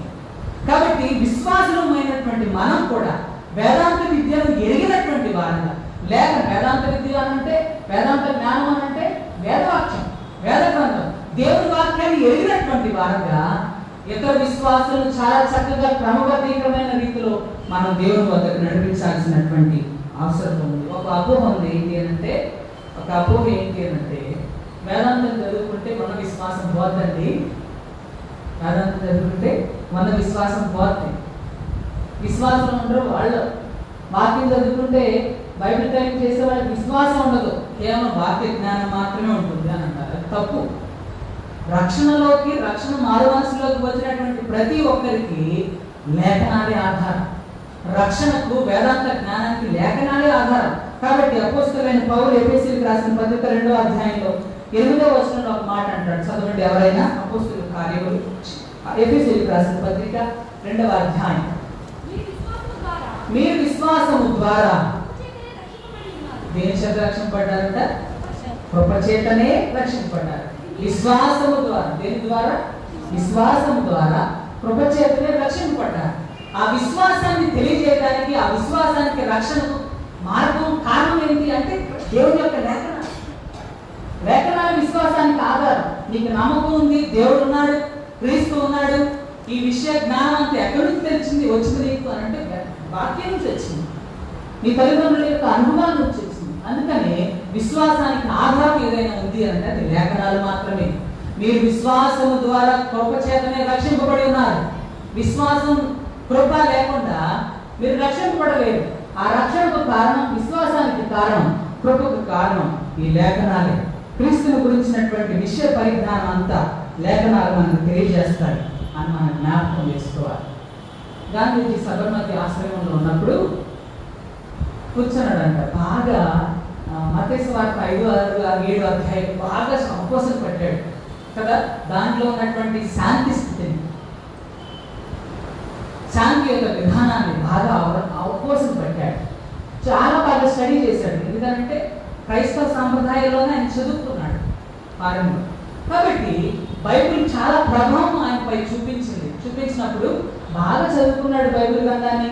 నూతన నిబంధన ఎప్పుడు చక్కగా చేతిలో ఉండేది. 5వ అధ్యాయం, 6, 7 అధ్యాయాలు బాగా అవకాశం పట్టాడు. ఇంకా నాకేంటి అని అనుకున్నాడు. దాన్ని ఆచరణలో తీసుకొచ్చాడు. మీకు తెలుసా, దాన్ని ఆచరణలో పెట్టాడు. శాంతి యొక్క విధానాన్ని అవలంబన చేసి భారతదేశానికి స్వాతంత్రం తెచ్చాడు. సబర్మతి ఆశ్రమంలో ఉన్నప్పుడు స్టాన్లీ జోన్స్ ఉత్తరం రాశాడంటారు, అయ్యా క్రీస్తు జ్ఞానాన్ని పొందుకున్నావు కానీ, క్రీస్తు బోధను పొందుకున్నావు కానీ, క్రీస్తు బోధ విన్నావు కానీ, మరి క్రీస్తుని ఎక్కడ పెట్టావు? చాలా మంది విశ్వాసం చేసేది అదే. క్రీస్తు జ్ఞానం పొందుకుంటారు, వాక్య జ్ఞానం ఉంటుంది, ఎక్కడెక్కడ రెఫరెన్స్ అన్ని చెప్తారు, ఎక్కడెక్కడ అన్ని బాగా ధ్యానం చేస్తూ ఉంటారు. కానీ విశ్వాసాన్ని పోగొట్టుకున్న వారు చాలా మంది. కేవలం వాక్య జ్ఞానం ఉంటే సరిపోదు. కేవలం వాక్యంలో ఎక్కడెక్కడ ఏ వచనాలు ఉన్నాయో, ఎక్కడెక్కడ ఎట్లాంటి మర్మాలు ఉన్నాయో తెలియటం ప్రాముఖ్యం కాదు, కానీ విశ్వాసం ప్రాముఖ్యం. విన్న అనుభవాన్ని పంచిపెట్టడం ప్రాముఖ్యం. విన్నటువంటి అనుభవాన్ని ఇతరులకు పంచడం ప్రాముఖ్యం. అందుకే స్టాన్లీ జోన్స్ ప్రశ్నించాడు, ఏంటి అంటే నీకు విన్న విశ్వాసాన్ని ఎక్కడ పెట్టావు? పొందుకున్నటువంటి జ్ఞానం అయితే పొందుకున్నావు, కానీ క్రీస్తుని ఎక్కడ పెట్టావు? చాలా మంది జ్ఞానం పొందుకుంటున్నారు, విశ్వాసాన్ని పొందుకుంటున్నారు, రక్షణ పొందుకుంటున్నారు, కానీ క్రీస్తుని మాత్రం పక్కన పెట్టేస్తున్నారు. యథా రాజా తథా ప్రజ. అట్లాగే అయిపోయింది మన పరిస్థితి. వాక్య జ్ఞానం ఉంటే సరిపోదు. విశ్వాసం ఉంటే సరిపోదు. నీ అనుభవాన్ని ఇతరులకు పంచడం నేర్చుకోవాలి. వేదాంత జ్ఞానం దాన్ని ప్రతిపాదన చేస్తుంది. మనం జ్ఞాపకం చేసుకోవాలి. కాంటెక్స్చువల్ థియాలజీస్ వచ్చేసాయి వేదాంతంలో. బ్లాక్ థియాలజీ వచ్చింది. సిస్టమాటిక్ థియాలజీస్ బాగా డెవలప్ అయిపోయాయి. భారతదేశంపై ఒక అపోహ ఉంది, ఒక అపవాదం ఉంది. ఏంటంటే భారతదేశంలో ఉన్నటువంటి ప్రజలు వాక్యాన్ని వింటా ఉన్నారు, దేవుణ్ణి తెలుసుకున్నారు, కానీ ఒక తప్పు వేదాంతాన్ని కూడా పుట్టించలేకపోయారు. ఒక తప్పు సిద్ధాంతాన్ని కూడా బైబిల్ ప్రకారం పుట్టించలేకపోయారు, తీసుకురాలేకపోయారు అని భారతీయ క్రైస్తవుల పైన ఒక అపవాదం ఉంది. యూటీసీలో కేవీ సొసైటీని ఇనాగ్రల్ ఫంక్షన్ జరుగుతుంటే ఏపీ నిర్మల్ అనేటువంటి ఒక వేదాంతి అక్కడ నిలబడి ఒక వేదాంతాన్ని గురించిన ప్రతిపాదన చేశాడు. ఆ వేదాంతం ఏంటి అంటే దళిత వేదాంతం. దళిత వేదాంతం. దేవుడు దళితుల దేవుడు. ఎక్కడైతే సామాజిక అంచులు నివసిస్తున్నారో వారి దేవుడు. బ్రాహ్మణేశ ముఖమాసి బాహు రాజన్యకృత పూర్వైశ్య శూద్రో పాధ్యాయం ఆర్జాయితే అని ఎన్నో వచనాలు చదువుతారు. భారతీయ కుల వ్యవస్థ మనుషులను భ్రష్టత్వానికి గురి చేసింది. భారతదేశంలో మానవత్వం చోటు లేకుండా చేసింది భారతీయ కుల వ్యవస్థ. కుల వ్యవస్థను సవాలు చేసింది బైబిల్ గ్రంథం. సమరయుడు మంచివాడా చెడ్డవాడు? మంచివాడు చెడ్డవాడు. నీ పొరుగువాడు ఎవడు అంటే ఆ సమరయుడే కదా. ఆ సమరయుడే నీకు సహాయం చేసిన వాడు. భారతదేశంలో ఉన్నటువంటి వర్గాలన్నిటికీ సహాయం చేసేటువంటి వర్గం దళిత వర్గమే. ఆ దళిత స్థాయి, ఆ తక్కువ స్థాయి నుంచి లేవనెత్తేటువంటి వాడు దేవుడని ఏపీ నిర్మల్ గారు దళిత వేదాంతాన్ని ప్రతిపాదన చేశాడు. చాలా గొప్ప విషయం. భారతదేశంలో దళితులుగా మనం బతుకుతున్నాము అని అంటే దళిత వేదాంతం ఉద్భవన జరిగింది, దానికి గొప్ప స్థాయిలో ఉంది అని అంటే దానికి కారణం ఏపీ నిర్మల్ గారు. ప్రియమైన వారులారా, మనం ఏ స్థితిలో ఉన్నాం? మనం ఉన్న నూతిలో కప్పులాగా, బావిలో కప్పులాగా అట్లే ఉన్న చోట ఉంటే సరిపోదు. దేవుడు మన దేవుడు. మనకు ఉన్నటువంటి స్థాయిని పెంచేటువంటి దేవుడు. తక్కువ వాడని ఎక్కువ వాడనటువంటి భేదాలు దేవునిలో లేవు. ప్రతి ఒక్కరు ఈక్వలే. నువ్వు ఉన్నవాడమైనా లేని వాడమైనా, ఎక్కువ కులస్తులైనా తక్కువ కులస్తులైనా దేవుని సన్నిధిలో ఒకటే మానవత, ఒకటే ఏకత్వం. దాన్ని సంపాదించుకోవడానికి ప్రయాసపడింది దళిత వేదాంతం. ప్రియమైన వారులారా, మనం హృదయాలు, మన మనస్తత్వం ఏ విధంగా ఉంది? దేవుడి జ్ఞానాన్ని సంపాదించేటువంటి క్రమంలో మనం ఏ రీతిగా ఉన్నాం అని మనం జ్ఞాపకం చేసుకోవాలి. ఈ ఎక్స్పీరియన్స్ని మనం ఎక్స్ప్రెస్ చేయాలి. అటువంటి జ్ఞానాన్ని మనం సంపాదించుకోవాలి. ఈరోజు అంశాన్ని మనం జ్ఞాపకం చేసుకుంటే దైవజనులను ఆయత్తపరచాలి. దైవజనులను ఆయత్తపరచాలి. ఎందుకు ఆయత్తపరచాలి? ఆలోచన చేయండి. ఈ బాధ్యత అందరిపైన ఉంది. ఈ బాధ్యత అందరిపైన ఉంది. ఆ బాధ్యత కలిగి జీవించలేకపోతే, నిన్నే చెప్పాను నేను, గృహ నిర్వాహకత్వం. ప్రతి ఒక్కరికి దేవుడు ఒక టాలెంట్ ఇస్తాడు, ఒక ఎబిలిటీ ఇస్తాడు. ఆ ఎబిలిటీస్ని మనం వాడుకోవాలి. ఎవరైతే ఆ ఎబిలిటీస్ని వాడుకుంటారో దేవుని కొరకు సంఘం అభివృద్ధి చెందుతుంది, సంఘం విస్తరిస్తుంది, సంఘం ఐక్యతలోకి వస్తుంది అన్నటువంటి సత్యాన్ని మనం జ్ఞాపకం చేసుకోవాలి. ఈ విధంగా మనం ఆయత్తపడటానికి మనం సరి చేసుకోవాల్సినటువంటి అవసరం ఉంది. చదవబడినటువంటి ఉత్తర ప్రత్యుత్తర పాఠాన్ని మీరు చూడండి. 119వ కీర్తన 89వ వచనం నుంచి 104వ వచనం వరకు మనం చదివాం. అక్కడ దేవుని యొక్క వాక్యాన్ని గురించినటువంటి ప్రస్తావన. యెహోవా నీ వాక్యం ఆకాశమందు నిత్యం నిలకడగా ఉన్నది, నీ విశ్వాస్యత తరతరములను, నీవు భూమిని స్థాపించి అది స్థిరముగా ఉన్నది, సమస్తము నీకు సేవ చేయుచున్నది, కావున నీ నిర్ణయం చొప్పున నేటికి స్థిరపడి ఉన్నది. కింద వచనాల్లో 97వ వచనం మీరు చూడండి. అక్కడ మాట్లాడుతూ ఉన్నాడు భక్తుడు, నీ ధర్మశాస్త్రము నాకెంతో ప్రియముగా ఉంది. దేవుని యొక్క వాక్యం నాకు ఎంతో ప్రియంగా ఉందంట. దినమెల్ల నేను దానిని ధ్యానించుచున్నాను. దినమెల్ల నేను దాన్ని ధ్యానించుతున్నాను. ధ్యానించడం అంటే దుష్టుల ఆలోచించుకున్నాడు, పాప మార్గం నిలుక, అభాసలు కూర్చొని కూర్చొని అది ఎప్పుడు మన మనసులోనే ఉంటుంది. కానీ పనిచేసేటువంటి టైంకి, ఏదైనా తప్పు చేసేటువంటి టైంకి దేవుని యొక్క వాక్యం గుర్తొస్తుంది. ఆలోచన చేయదు. ఏదైనా దొంగతనం చేస్తాం అనుకోండి, నేనే దానికంటే నాకు వాక్యం గుర్తు రావాలి. ఏంటంటే నువ్వు దొంగిలించకూడదు, వాక్యం గుర్తు రావాలి నాకు.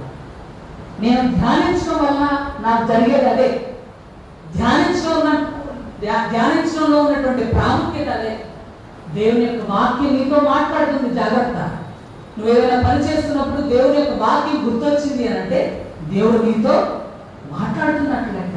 మనం జ్ఞాపకం చేసుకోవాలి. అందుకే అంటా ఉన్నాడు 98వ వచనం, నీ ఆజ్ఞలు నిత్యం నాకు తోడుగా. దేవుని యొక్క వాక్యాన్ని ధ్యానిస్తూ ఉన్నప్పుడు దేవుని యొక్క వాక్యం నీకు ఎల్లప్పుడూ తోడుగా ఉంటుంది.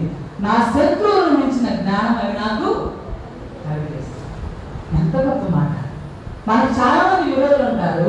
ఎంతమంది విరోధులు ఉన్నప్పటికీ వారిని మించినటువంటి జ్ఞానాన్ని వేద గ్రంథం మనకు నేర్పిస్తుంది.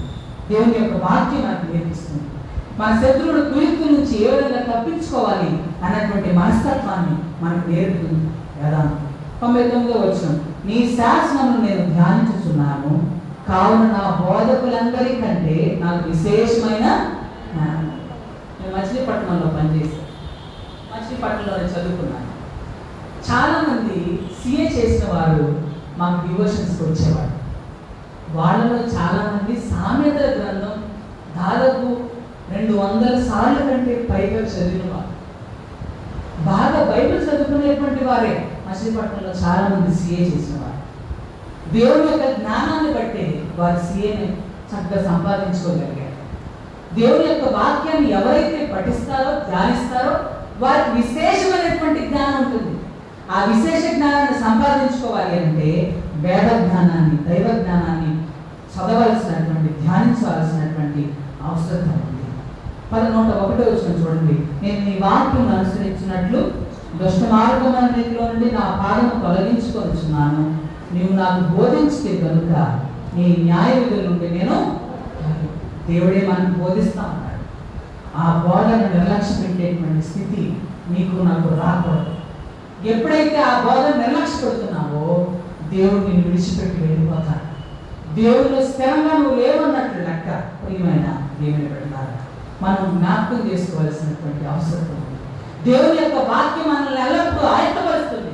ఏ విధంగా నడవాలి, ఏ విధంగా నిలబడాలి, ఏ విధంగా జీవించాలి, ఏ విధంగా ఈ లోకంలో ప్రయాణం చేయాలి, ప్రతి విషయాన్ని నీకు దేవుని యొక్క వాక్యం బోధిస్తుంది.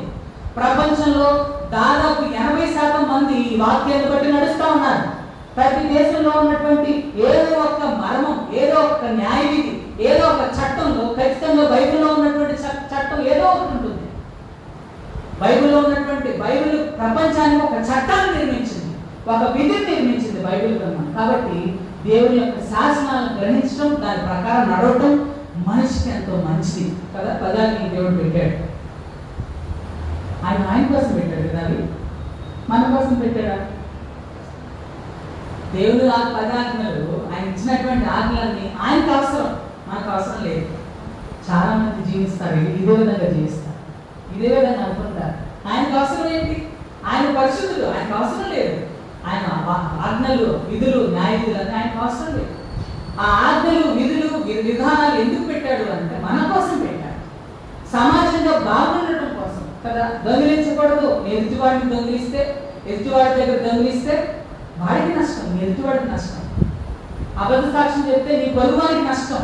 కాబట్టి మీరంతా బాగుండాలి, మనమంతా బాగుండాలి. కాబట్టి దేవుడు పదార్థించాడు. అది మన కోసం, మనం చక్కగా బ్రతకడం కోసం. కాబట్టి మనం చక్కగా జీవించాలంటే దేవుని యొక్క వాక్యం అవసరం, వేదాంత జ్ఞానం అవసరం. మొదటి పాఠాన్ని మనం జ్ఞాపకం చేసుకుంటే, వేదాంత జ్ఞానం ఎక్కడి నుంచి ప్రారంభం అవుతుంది అంటే దానికి ప్రాప్తి స్థానం, దానికి ప్రారంభ స్థానం దేవుని యొక్క కుటుంబం. క్రైస్తవ కుటుంబం వేదాంతానికి ప్రారంభ స్థానం. చాలా మంది కుటుంబాల్లో ఫ్యామిలీ ప్రేయర్స్ జరగండి, ఫ్యామిలీ ప్రేయర్స్ జరగదు. ఫ్యామిలీ ప్రేయర్స్ నిర్లక్ష్యం చేస్తారు.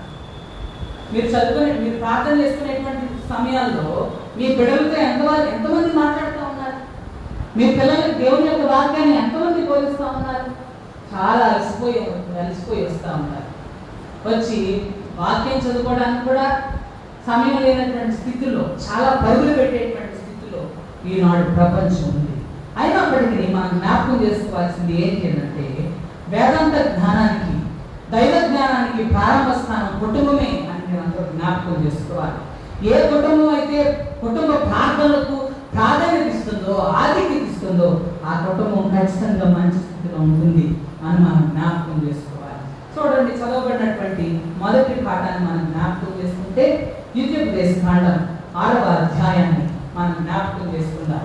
అక్కడ మాట్లాడుతూ ఉన్నాడు ఏంటి అంటే, దేవుని ప్రజలుగా జీవించడానికి, ఆయన ఆజ్ఞను గైకొనడానికి ఇశ్రాయేలు ప్రజలను, ఇశ్రాయేలు కుటుంబాలన్నింటినీ ఆయత్తపరుస్తున్నటువంటి మోషే గారు ద్వితీయోపదేశకాండం ద్వారా, ద్వితీయోపదేశము అనే అర్థము రెండవసారి ఉపదేశం చేయడం, రెండవసారి అమ్మ దేవుని యొక్క ఆజ్ఞలు ఇవి, అయ్యా దేవుని యొక్క ఆజ్ఞలు ఇవి, వీటి ప్రకారం మీరు నడవండి, వీటి ప్రకారం మీ పిల్లలకు బోధించండి, ఇలా చేస్తే మీ కుటుంబాలన్నీ బాగుంటాయి అన్న సత్యాన్ని తెలియజేస్తా ఉన్నాడు. 6వ అధ్యాయం మొదటి వచనాన్ని మీరు చూస్తే అక్కడ నీవును నీ కుమారుడును, నీ కుమారుని కుమారుడును నీ దేవుడైన యెహోవాకు భయపడి నేను నీకు ఆజ్ఞాపించు ఆయన కట్టడలన్నింటినీ, ఆజ్ఞలన్నింటినీ నీ జీవితంలో అన్నింటినీ గైకొనొచ్చు నీవు దీర్ఘాయుష్మంతుడగునట్లు మీరు స్వాధీనపరచుటకు ఏరు దాటి వెలుచున్న దేశమందు మీరు జరుపుకున్నటకు మీకు బోధింపబడినని మీ దేవుడని యెహోవా ఆజ్ఞాపించిన ధర్మమంతయు అనగా కట్టడలు విధులు ఇవే. కాబట్టి ఇశ్రాయేలు వినుము, నీ పితరుల యెహోవా నీతో చెప్పిన ప్రకారం పాలు తేనెలు ప్రవహించు దేశంలో మేలు కలిగి బహుగా అభివృద్ధి నందునట్లు నీవు వాటిని విని అనుసరించి నడుచుకోవాలి. దేవుని యొక్క ఆజ్ఞలు, కట్టడలు అనుసరించడం ద్వారా నీకేమొస్తుంది అని అంటే, ఆ 3 వచనాల్లో రాయబడింది ఏంటి అంటే దీర్ఘాయుష్ వస్తుంది. 2వ వచనం పార్ట్ బిలో దీర్ఘాయుష్ వస్తుంది. 3వది ఏంటి అంటే ఆయన నీ మంచి క్షేమం వస్తుంది. పాలు తేనెలు ప్రవహించేటువంటి దేశంలో నువ్వు చక్కగా క్షేమంగా జీవిస్తావు అన్నటువంటి సత్యాన్ని తెలియజేస్తా ఉన్నాడు. 4వ వచనాన్ని మీరు వినండి. 4వ వచనం మీరు చూస్తే ఇశ్రాయేలు వినుము అని మాట్లాడుతూ ఉన్నాడు. నీ దేవుడైన యెహోవా, అద్వితీయుడైన యెహోవా నీ పూర్ణ హృదయముతోను నీ పూర్ణ ఆత్మతోను. ఈ 2 వచనాలు యూదా ప్రపంచంలో యూదులకు చాలా ప్రాముఖ్యమైనటువంటి వచనాలు. చాలా నిలబడి, ఎక్కడికక్కడ నిలబడి చాలా సునాయాసంగా ఈ 2 వచనాలు జ్ఞాపకం చేసుకుంటారు. నీ పూర్ణ హృదయంతో, నీ పూర్ణ ఆత్మతో, సగం సగం కాదు తెలుసా, సగం సగం కాదు, పూర్ణ ఆత్మతో, పూర్ణ మనస్సుతో అని ఇక్కడ మాట్లాడుతూ ఉంది. సగం సగం ఆత్మ కాదు, సగం సగం మనసు కాదు. చాలా మంది ఏం చేస్తారంటే సగం దేవుని వాక్యం పైన, సగం లోకానుసారం. చర్చిలోకి వస్తారు, బయట వేసినటువంటి చెప్పులు గుర్తొస్తాయి. నేను అసలే చాలాసార్లు కొన్నాను చెప్పులు, ప్రభా నీ చిత్తమే అని నమస్కారం చేస్తాడు. ఇప్పుడు 3 సార్లు పోగొట్టుకున్నాను అయ్యే చెప్పులు. ఈ చర్చిలోకి ఏమో చెప్పులు వేసుకోవడం రావడానికి కుదరదు, ఇది పరిశుద్ధ స్థానం. ఇప్పుడు 3 సార్లు కొన్నాను కాబట్టి చిత్తం దేవుని మీద, మనసేమో చెప్పుల మీద. చాలా గొడవలు అంతే. మనకున్నటువంటి స్థితి ఏంటంటే చెప్పులు వేసుకుని చక్కగా గుళ్ళోకి వచ్చేస్తాం. కానీ దేవుని సన్నిధికి వచ్చేటప్పుడు దేవుని యొక్క వాక్యానికి ప్రాముఖ్యత ఇచ్చి వచ్చేటువంటి వారు చాలా తక్కువ మంది. ఎవరైతే దేవుని యొక్క వాక్యానికి ప్రాముఖ్యత ఇచ్చి సంపూర్ణంగా దేవునిపై లగ్నం చేసి ఆరాధించే వారు చాలా తక్కువ మంది. సగం సగం ఆత్మ హృదయం వద్దు, సగం సగం జీవితం దేవునికి ఇవ్వాల్సిన అవసరం లేదు. ఎంగేజ్ చేసినటువంటి జీవితం దేవునికి వద్దు. చాలా మంది ఏం చేస్తారు అంటే అంతా అయిపోయిన తర్వాత ప్రభా ఇంకా నాకు జీవితం, శేష జీవితాన్ని దేవునికి చేస్తాను, ఇక్కడ దేవుని సేవ చేస్తాయి, దేవుని సేవ తప్ప నాకు జీవితంలో ఏమీ లేదు, అంతా అనుభవించిన తర్వాత పిల్లలు పుట్టి వాళ్ళు స్థిరపడిన తర్వాత ఆ మిగిలినటువంటి జీవితాన్ని మాత్రం దేవునికి ఇస్తారు. ఆ జీవితం ఆయనకు అవసరం లేదు, అట్లాంటి హృదయం అవసరం లేదు. మధబళము పోలు నామది తన ప్రదీప్త వాక్యాంకుశాహతిన్ యథేచ్ఛలన్నిటి గుదించి పాపకు దిగుల్ దిగుల్ సొగసుగానంచెను యెహోవా నా మొరలాలించెను తన మహాదయను నన్ను గణించెను. జీవితాంతం నువ్వు కోరికలు నీకు పెట్టినటువంటి వరంతా విని అన్ని నీకు ప్రసాదించిన తర్వాత మిగిలిన దాన్ని దేవునికి ఇస్తావా? దేవునికి ఇచ్చేది నీ జీవిత ప్రారంభం నుంచి, చిన్ననాటి నుంచి నీ జీవితాన్ని, నీ బిడ్డల జీవితాన్ని దేవునికి సమర్పించాలి. దేవుని యొక్క వేదాంత జ్ఞానాన్ని బోధించాలి. సగం జీవితం పాడైపోయినటువంటి హృదయం దేవుడికి అవసరం లేదు. ప్రియమైన వారులారా, మీరు ఆలోచన చేయండి. వాక్యం అనేటువంటి హృదయం అనేటువంటి మదించిపోయి ఉంటుంది. హృదయం త్వరగా మాట వినదు. హృదయం ఒకటి చెప్తే మంచి శరీరం ఒకటి చేస్తుంది, అని కాదు. కాబట్టి నీ హృదయాన్ని సరి చేసుకోవాలి. అందుకే కీర్తనకారు పాట రాసినటువంటి వ్యక్తి అంటాడు, నా హృదయం మదించిపోయిందయ్యా. ఆ మదించిపోయినటువంటి హృదయాన్ని వాక్యం అనేటువంటి అంశంతో పొడువు, వాక్యం అనేటువంటి అంశంతో సరిచేయి. ఏడు చాలా పెద్దగా ఉంటుంది కదా, ఏడు చాలా పెద్దగా ఉంటుంది. కానీ ఆ పెద్ద ఏడుని డీల్ చేసేవాడు ఇంతే ఉంటాడు, చిన్నగా ఉంటాడు. కానీ ఏనుగుని ఎలా భయపెడతాడు అంటే, ఒక చిన్న కర్ర ఉంటుంది, మామూలు ఎదురు కర్ర, దానికి చిన్న ముళ్ళు కడతాడు, దాన్ని అంకుశం అంటాడు.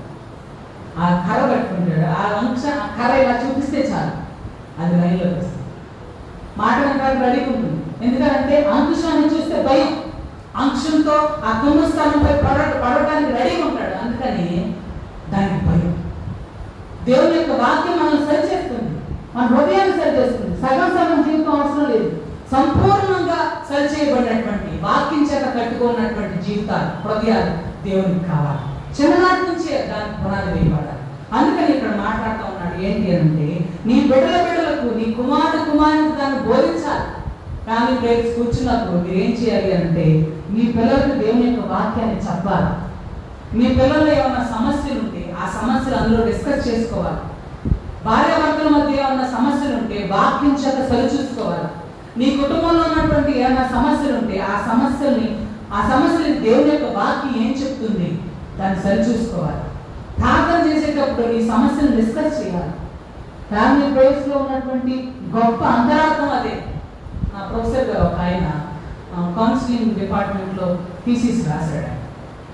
ఆయన ఎన్నుకున్నటువంటి అంశం ఏంటో తెలుసా? Family prayers. ఫ్యామిలీ ప్రేయర్ చాలా కీలకంగా తీసేస్తారు చాలా మంది. ఏముంది, వాటర్ కట్టుకోవటం, ప్రార్థన చేసుకోవటం, ఆ ఇంట్లో ఉన్న డాడీయో మమ్మీయో ప్రార్థన చేస్తారు, అయిపోయింది. కానీ కాదు, నీ బిడ్డలకు బోధించాలి, వాక్యాన్ని బోధించాలి. వాక్యాన్ని అనుసరించే విధంగా నువ్వు బిడ్డలను తయారు చేయాలి. చిన్ననాటి నుంచి వేదాంత జ్ఞానానికి ప్రారంభస్థానం కుటుంబం. కాబట్టి ఆ కుటుంబంగా నువ్వు మార్చుకోవాలి. చూడండి 6వ వచనం, నేడు నేను నీకు ఆజ్ఞాపించి ఈ మాటలు నీ హృదయంలో ఉండాలి. ఎక్కడ ఉండాలంట? నీ హృదయంలో ఉండాలి. నీవు కూర్చున్నప్పుడు, త్రోవను నడుచున్నప్పుడు, పండుకున్నప్పుడు, లేచినప్పుడు వాటిని గురించి మాట్లాడాలి. రోజంతా వ్యర్థమైనటువంటి మాటలు మాట్లాడడానికి అవకాశం ఇస్తారు తల్లిదండ్రులు కూడా చాలా మంది బిడ్డలతో. కానీ కాదు, ఎంతవరకు నీ బిడ్డలు సరిగ్గా ఉండాలి, మంచి స్థితిలో నువ్వు ఎదగాలి అని నువ్వు కోరుకుంటున్నప్పుడు దేవుని యొక్క వాక్యాన్ని బట్టి మాట్లాడటం నేర్చుకోవాలి.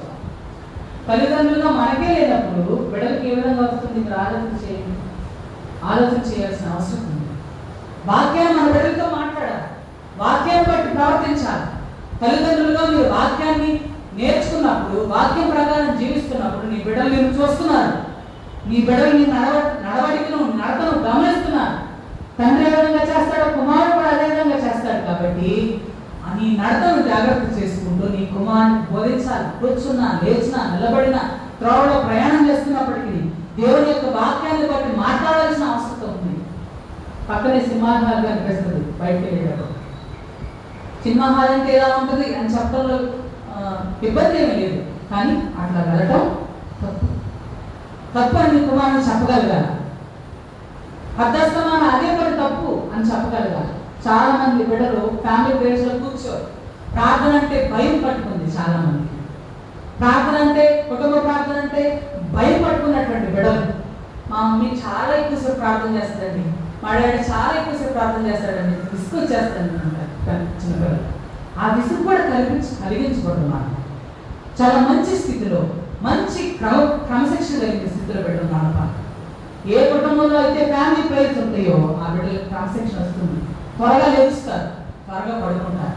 12 గంటల వరకు, 1 గంట వరకు ఫోన్ తీసుకొని తప్పుకొని కూర్చోరు బిడ్డలు. పద్దాకు ఫోన్ టచ్ చేస్తూ కూర్చోరు. అందులోనే బైబిల్ ఉంటుంది. చాలా మంది అవస్థలు అందులోనే బైబిల్ ఉంటుంది. అందులోనే అసహ్యమైన చూస్తూ ఉంటారు. అందులోనే అన్ని చెడు అన్నింటినీ చూస్తారు. చెడు ప్రవర్తన అంతా అందులోనే ఉంటుంది. ప్రియమైన వాళ్ళారా, మనం జ్ఞాపకం చేసుకోవాలి. కొంతమంది 2-3 స్నేహితులు, 2-3 యవనస్తులు నా చుట్టూ తిరుగుతూ ఉంటారు. అయ్యారండి, లేనిపోయి అన్నీ అందులో ఉంటాయి కదా, అందులో బైబిల్ పట్టడం నాకు ఇష్టం లేదు మాస్టర్ గారు. నాకు చాలా సంతోషం వేసింది. ఫోన్లో కొంతమందికి బైబిల్ లేదు, ఎందుకంటే మా ప్రవర్తన సరిగ్గా లేదు కాబట్టి దాని మీద నేను అవమానపరచలేను. నాకు చాలా ఆశ్చర్యం వేసింది, చాలా మంచిగా అనిపించింది కూడా. కనీసం బైబిల్ అంటే కొంచెం గౌరవం ఉంది, ఆసక్తి ఉంది, భయం ఉంది అని నాకు అనిపించింది. ప్రియమైన మన బిడ్డలకు మనం చెప్తున్నామా, నేర్పిస్తున్నామా, ఆ విధంగా మన బిడ్డల పట్ల నడుస్తున్నామా, మనం ఆలోచన చేసుకోవాల్సిన అవసరం ఉంది. దేవుని యొక్క వాక్యాన్ని ఏ విధంగా చేయాలి అంటే దేవుని యొక్క వాక్యానికి భయపడాలి. మనం నేర్చుకోవాల్సిన ప్రాముఖ్యమైన సత్యం దేవుని యొక్క వాక్యానికి భయపడాలి. నువ్వు భయపడకపోతే దేవుని యొక్క వాక్యానికి, దేవుని సన్నిధికి నీ బిడ్డల విధంగా భయపడతారు.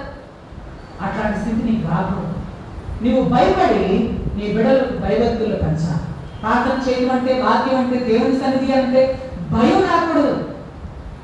చాలా మంది బయట పోలీసులు చూశారంటే చాలా భయం వేస్తుంది, అధికారులు చూస్తే భయం వేస్తుంది.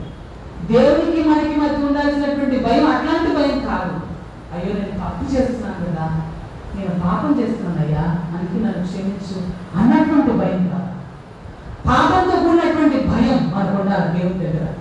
ప్రార్థన చేయాలంటే, పాట పాడాలంటే భయంతో ఉన్నటువంటి స్థితిలో మనం ఉండకూడదు. అందుకే నీ బిడ్డలు నీ ఫ్యామిలీ ప్రేయర్ జరిగేటప్పుడు పాటలు పాడించాలి. కమ్యూనికేషన్ స్కిల్స్ వాళ్ళు పెంచడానికి ప్రయాసపడాలి. బాహాటంగా దేవుని యొక్క వాక్యాన్ని చదవడానికి, దేవుని యొక్క వాక్యం గురించి మాట్లాడటానికి ఫ్యామిలీ ప్రేయర్స్ లో బిడ్డలను పెంచాలి. ఆ విధంగా తయారు చేయాలి. మంచి స్కిల్స్ డెవలప్ చేసేటువంటి గొప్ప స్థలం ఫ్యామిలీ ప్రేయర్స్ అండి. నేను కావాలని నొక్కి చెప్తున్నాను ఈ మాటలన్నీ కూడా. నీ బిడ్డలు అనుకోవడం ఉన్నారా? నీ బిడ్డలు కనీసం నిలబడి 10 మందిలో మాట్లాడలేని స్థితిలో ఉన్నారా? మంచి మాటలు, మంచి ప్రవర్తన వారికి లేదా? నువ్వు సరి చేసుకోవాల్సింది దేవుని సన్నిధిలోనే. నీ బిడ్డలను సరి చేయాల్సింది దేవుని సన్నిధిలోనే. ఎప్పుడైతే దేవుని సన్నిధిలో నువ్వే తప్పిపోయినటువంటి పరిస్థితి వస్తే నీ బిడ్డలు కూడా నాశనం అవ్వకుండా ఎవరు ఆపలేరు. ప్రియమైన దేవుని బిడ్డ, మనం ఏ విధంగా ఉన్నాం? దేవుని యందు భయభక్తులు కలిగి జీవించడం వలన చెడుతనం నుంచి తప్పిపోయే పరిస్థితి మనకు వస్తుంది. సామెతల గ్రంథం 16వ అధ్యాయం 6వ వచనాన్ని మీరు చూస్తే అక్కడ యెహోవా యందు భయభక్తులు కలిగి జీవించడం వలన చెడుతనం నుంచి తప్పించుకోవచ్చు అన్నటువంటి మాట రాయబడింది. ద్వితీయోపదేశకాండం 5వ అధ్యాయం 29వ వచనంలో అంటారు కదా, దేవుని యందు భయభక్తులు కలిగి జీవించడం వలన మనకు క్షేమం వస్తుంది. దేవుని ఆజ్ఞను బట్టి నడవటం వల్ల దీర్ఘాయుష్ వస్తుంది, క్షేమం వస్తుంది, పాపం నుంచి నువ్వు తప్పించుకుంటావు. మూడవది ఏంటి అంటే దేవుని యందు భయభక్తులు కలిగి జీవించడం వలన జ్ఞానం వస్తుంది. యెహోవా యందు భయభక్తులు కలిగి ఉండట జ్ఞానం మూలం, తెలివికి మూలం. యెహోవా యందు భయభక్తులు కలిగి ఉండట చెడుతనమును అసహించుకోవడం. ప్రియమైన వారులారా, దేవుని యొక్క వాక్యం పాపాన్ని బట్టి ఆ పాపం విషయంలో అసహ్యత చూపిస్తుంది, చెడుతనం విషయంలో అసహ్యత చూపిస్తుంది. మనం ఏ స్థితిలో ఉన్నాం? ఆ స్థితిలో వాక్యం నిన్ను నడిపిస్తుందా అని నువ్వు జ్ఞాపకం చేసుకోవాల్సిన అవసరం ఉంది. సామెతల గ్రంథం 10వ అధ్యాయం 27వ వచనంలో యెహోవా యందు భయభక్తులు కలిగి ఉంట దీర్ఘాయువు కారణం, దీర్ఘాయువు స్థితి. చూడండి, దేవుని యొక్క వాక్యాన్ని బట్టి క్షేమం వస్తుంది, జ్ఞానం వస్తుంది, చెడుతనం నుంచి తప్పించుకుంటావు, నీకు దీర్ఘాయువు వస్తుంది. మోషే గారు ద్వితీయోపదేశకాండం 6వ అధ్యాయంలో చెప్తా ఉన్నాడు, నీకు ఎల్లప్పుడూ క్షేమం ఉంటుంది. దేవుని ఆజ్ఞను బట్టి నువ్వు నడుచుకున్నప్పుడు పాలు తేనెలు ప్రవహించే దేశంలో ఉంటావు, ఎల్లప్పుడూ క్షేమం కలిగి జీవిస్తావు. దేవుని యొక్క వాక్యాన్ని బట్టి నీ క్షేమాన్ని నువ్వు కొని తెచ్చుకున్నట్లే లెక్క. దేవుని యొక్క కట్టడలు, శాసనాలు నువ్వు అనుసరించడం వల్ల నీ క్షేమాన్ని నువ్వు సంపాదించుకుంటున్నట్టు లెక్క. దేవుని వాక్యం నీకు తెలియకపోతే లోకంలో ఎలా ప్రవర్తించాలో నీకు తెలియదు కాబట్టి చెడుతనంలో పడిపోతావు, పాపంలో పడిపోతావు. మనుషులందరూ సులువుగా చిక్కులు పెట్టి నిన్ను పాపంలో పడేస్తారు, నీకు నువ్వే చెడ్డవాడిపోతావు. అటువంటి స్థితి ఈ లోకంలో మనుషులకు, బిడ్డలకు ఎవరికి రాకూడదు అన్న స్థితిని మనం జ్ఞాపకం చేసుకోవాలి. దేవుని యొక్క వాక్యానికి భయపడాలి. రెండవది ఏంటి అంటే దేవుని యొక్క వాక్యాన్ని ప్రేమించాలి. ఏం చేయాలా? ప్రేమించాలి. ప్రేమించాలి. ఒక తల్లిదండ్రులుగా మీ బిడ్డలు ఏ విధంగా ప్రేమిస్తారో ఆ విధంగా దేవుని యొక్క వాక్యాన్ని ప్రేమించాలి. నీ పూర్ణ మనసుతో, నీ పూర్ణ ఆత్మతో నీ దేవుడైన యెహోవాను ప్రేమించాలి. ఎంత గొప్ప మాట! పూర్ణ మనసుతో అంటే నీ హృదయంలో వేరే దానికి చోటు లేదు. వేరే జీవితానికి వేరే ఆలోచనకు నువ్వు తాగకూడదు, స్థలం ఇవ్వకూడదు. సంపూర్ణంగా దేవుడిని ప్రేమించేటువంటి స్థితికి నువ్వు ఎదగాలి. నేనైన వాళ్ళ సంపూర్ణంగా ప్రేమిస్తున్నారా? దేవుని ప్రేమించినటువంటి మార్గంలో మనం నడుస్తున్నామా లేదా అని మనం జ్ఞాపకం చేసుకోవాలి. రెండో పాఠాన్ని మనం జ్ఞాపకం చేసుకుంటే, మొదటి పాఠంలో మన కుటుంబాన్ని మనం ఆయత్తపరచాలి. మన కుటుంబాన్ని దేవుని సేవ కొరకు, దేవుని పరిచర్య కొరకు, వేదాంత జ్ఞానం విషయంలో ఆయత్తపరచాలి. రెండవదిగా ఏంటి అంటే, మన సంఘాన్ని, సంఘ పరిచర్య కొరకు మనం ఆయత్తపడాలి. ఎఫెసీయులకు రాసిన పత్రిక 4వ అధ్యాయం మనం చదువుకోకపోయినప్పటికీ రెండో పాఠాన్ని మనం జ్ఞాపకం చేసుకున్నట్లయితే, ఎఫెసీ పత్రిక 4వ అధ్యాయం 7వ వచనం నుంచి మనం జ్ఞాపకం చేసుకోవచ్చు. అయితే మనలో ప్రతి వానికి క్రీస్తు అనుగ్రహించు వరము యొక్క పరిమాణము చొప్పున కృప ఇవ్వబడెను. చాలా చూడండి, అందరికీ పరిమాణం చొప్పున కృప ఇవ్వబడింది. మీరు ఆలోచన చేయండి, కృపావారాలు ఉన్నాయి మనకి. నేను మీకు అర్థం అవ్వాలని చాలా సింపుల్గా చెప్తాను. కృపావారాలు ఉన్నాయి. కృపావారాలు సంఘంలో దేని కొరకు మీరు ఆలోచన చేయండి. కొంతమందికి ప్రవచించేవారు, పాటలు పాడేవారు, కొంతమందికి కౌన్సిల్ చేసేటువంటి వారు, కొంతమందికి దర్శనాలు చూసేటువంటి వారు. ఈ కృపావారాలన్నీ దేనికి? నాకు దేవుడు ఆశీర్వాదం చేశాడు, నాతో ఈ సంఘంతో పని లేదు, బయటకు వెళ్ళి నేను వేరే సంఘాన్ని పెట్టుకుంటానుగా, వేరే సంఘం పెట్టుకుంటాను, నాకు ఈ సంఘంతో పని లేదని చెప్పడానికి కాదండి. కృపావారాలు దేవుడు సంఘంలో వ్యక్తులకు ఎందుకు ఇచ్చాడు అంటే, సంఘం అభివృద్ధి చెందడానికి, సంఘం క్షేమ అభివృద్ధి చెందడానికి. సంఘంతో డిఫర్ అయిపోయి వేరే సంఘం పెట్టుకొని సంఘాన్ని విభజన చేయడానికి కాదు కృపావారాలు. ఈ రోజుల్లో బయట మీరు చూడండి, మెరికల్ సెంట్రిక్ చర్చెస్ ఎక్కువైపోయాయి, అద్భుతాలు సెంట్రిక్ చర్చెస్ ఎక్కువైపోయాయి. చూడండి, అద్భుతాలు చేసేటువంటి వారు ఎక్కువైపోయి, కేవలం అద్భుతాలు, కేవలం ప్రవచనాలు, కేవలం ఆశ్చర్యకార్యాలు, కేవలం స్వస్థతల పేరున సంఘాలు ఎక్కువైపోయాయి. సంఘం అద్భుతాలు, సంఘంలో అద్భుతాలు, ఆశ్చర్యకార్యాలు, ప్రవచనాలు ఇవి మాత్రమే ప్రాముఖ్యం కాదు. సంఘంలో ఎట్లాంటి కృపావారాలు ఉన్నప్పటికీ, నీకు ఎట్లాంటి కృపావరం ఆశీర్వాదం ఉన్నప్పటికీ అది వాక్యబద్ధంగా ఉందా లేదా, దేవుని జ్ఞానాన్ని బట్టి దేవుని యొక్క చిత్తానుసారంగా ఉన్నాయా లేవా, ఆ వాటిని దేవుని చిత్తానుసారంగా వాడుతున్నావా లేవా అని ప్రాముఖ్యం. ప్రవచనం చెప్తారు, దేవుడు ప్రత్యక్షమై ప్రవచనం చెప్తున్నాడు. ప్రవచన వరం ఉందని చెప్పేసి సంఘాన్ని కొంతమందిని దూషిస్తే అలాగా, కొంతమంది హృదయాలు నాకు తెలుసు అని నువ్వు విరవీగితే అలాగా, నేను దర్శనాన్ని చేస్తున్నాను అన్నటువంటి ఆత్మీయ గర్వంతో నువ్వు విరవీగిపోతే అలాగా. ప్రియమైన దేవుని బిడ్డలారా, అట్లాంటి స్థితి మన సంఘానికి రాకూడదు. అందుకే ఇక్కడ మాట్లాడుతూ ఉన్నాడు. చూడండి 11వ వచనం, మనమందరము విశ్వాస విషయంలోను దేవుని కుమారుడు గురించిన జ్ఞానం విషయంలోను ఏకత్వం పొంది, దైవ జ్ఞానం దేనికి అంటే మనమంతా కూడా ఒకే తాటిపై నిలబడటానికి, ఒకే తాటిపై జీవించడానికి, క్రీస్తులో ఏకత్వాన్ని సాధించడానికి దేవుని యొక్క వాక్యం. అందుకే చదవండి మళ్ళీ కింద వచనాలు, దేవుని కుమారుని గురించిన జ్ఞాన విషయంలోనూ ఏకత్వం పొంది సంపూర్ణ పురుషుల మగు వరకు, అనగా క్రీస్తు కలిగిన సంపూర్ణతకు సమానమైన సంపూర్ణత కదా. చూడండి, దేవుడు అట్లాంటి వాడు, క్రీస్తు అలాంటి వాడు, సంపూర్ణమైనటువంటి మానవుడు. థామస్ న్యూ హ్యూమానిటీకి ప్రతిష్టాపన చేశాడు. యేసు క్రీస్తులో నూతన మానవత, సంపూర్ణ మానవత ఉంది. థామస్ మాట్లాడాడు. ఆయన మాట్లాడుతూ సంపూర్ణ మానవతకు దేవుడు పెద్దపెట్టి వేశాడు. ఒక వ్యక్తి ఏ విధంగా జీవించాలో క్రీస్తు ద్వారా నేర్చుకోవచ్చు. క్రీస్తు జీవితం ద్వారా ఒక మనిషి ఏ విధంగా నడవాలి, ఏ విధంగా నడవకూడదు అనేది బైబిల్ గ్రంథం బోధించింది. కాబట్టి దాని ప్రకారం సంపూర్ణ మానవత్వంలోకి మనం ప్రయాణం చేయాలి. క్రీస్తు ఏ విధంగా జీవించాడో అదే విధంగా జీవించడానికి ప్రయాసపడాలి. క్రీస్తు ఏ విధంగా సంపూర్ణత పొందాడో అదే ఆయనతో పాటు సమానమైన సంపూర్ణత కదా. యెహోవా నా తండ్రి కాదు, యేసు నా అన్న కాదు. యెహోవా మన తండ్రి, యేసు మన అన్న. తండ్రి అయిన దేవుడు మనందరినీ బిడ్డలుగానే చూస్తూ ఉన్నాడు, క్రీస్తుతో పాటు సహోదరులుగా చూస్తూ ఉన్నాడు. నేను మిమ్మల్ని దాసులను పిలవక స్నేహితులను పిలుస్తున్నాను. ఎంత గొప్ప మాటలు ప్రియమైన దేవుడు, ఆలోచన చేయండి. క్రీస్తుతో పాటు సంపూర్ణ సారూప్యం ఉంది. క్రీస్తులాగా మనం తయారవ్వాలి. మీరు దైవములని 83వ కీర్తనలో అంటాడు, మీరు దైవములనియు దేవుని యొక్క కుమారులనియు నేనే. దేవుడు ఆలోచన చేయండి, నువ్వు కూడా ఒక క్రీస్తులాగా తయారవ్వాలని దేవుని యొక్క చిత్తం. అందుకే క్రీస్తు జీవితాన్ని మాదిరిగా ఈ లోకంలో పెట్టాడు దేవుడు. సంఘం కూడా అదే విధంగా తయారవ్వాలి.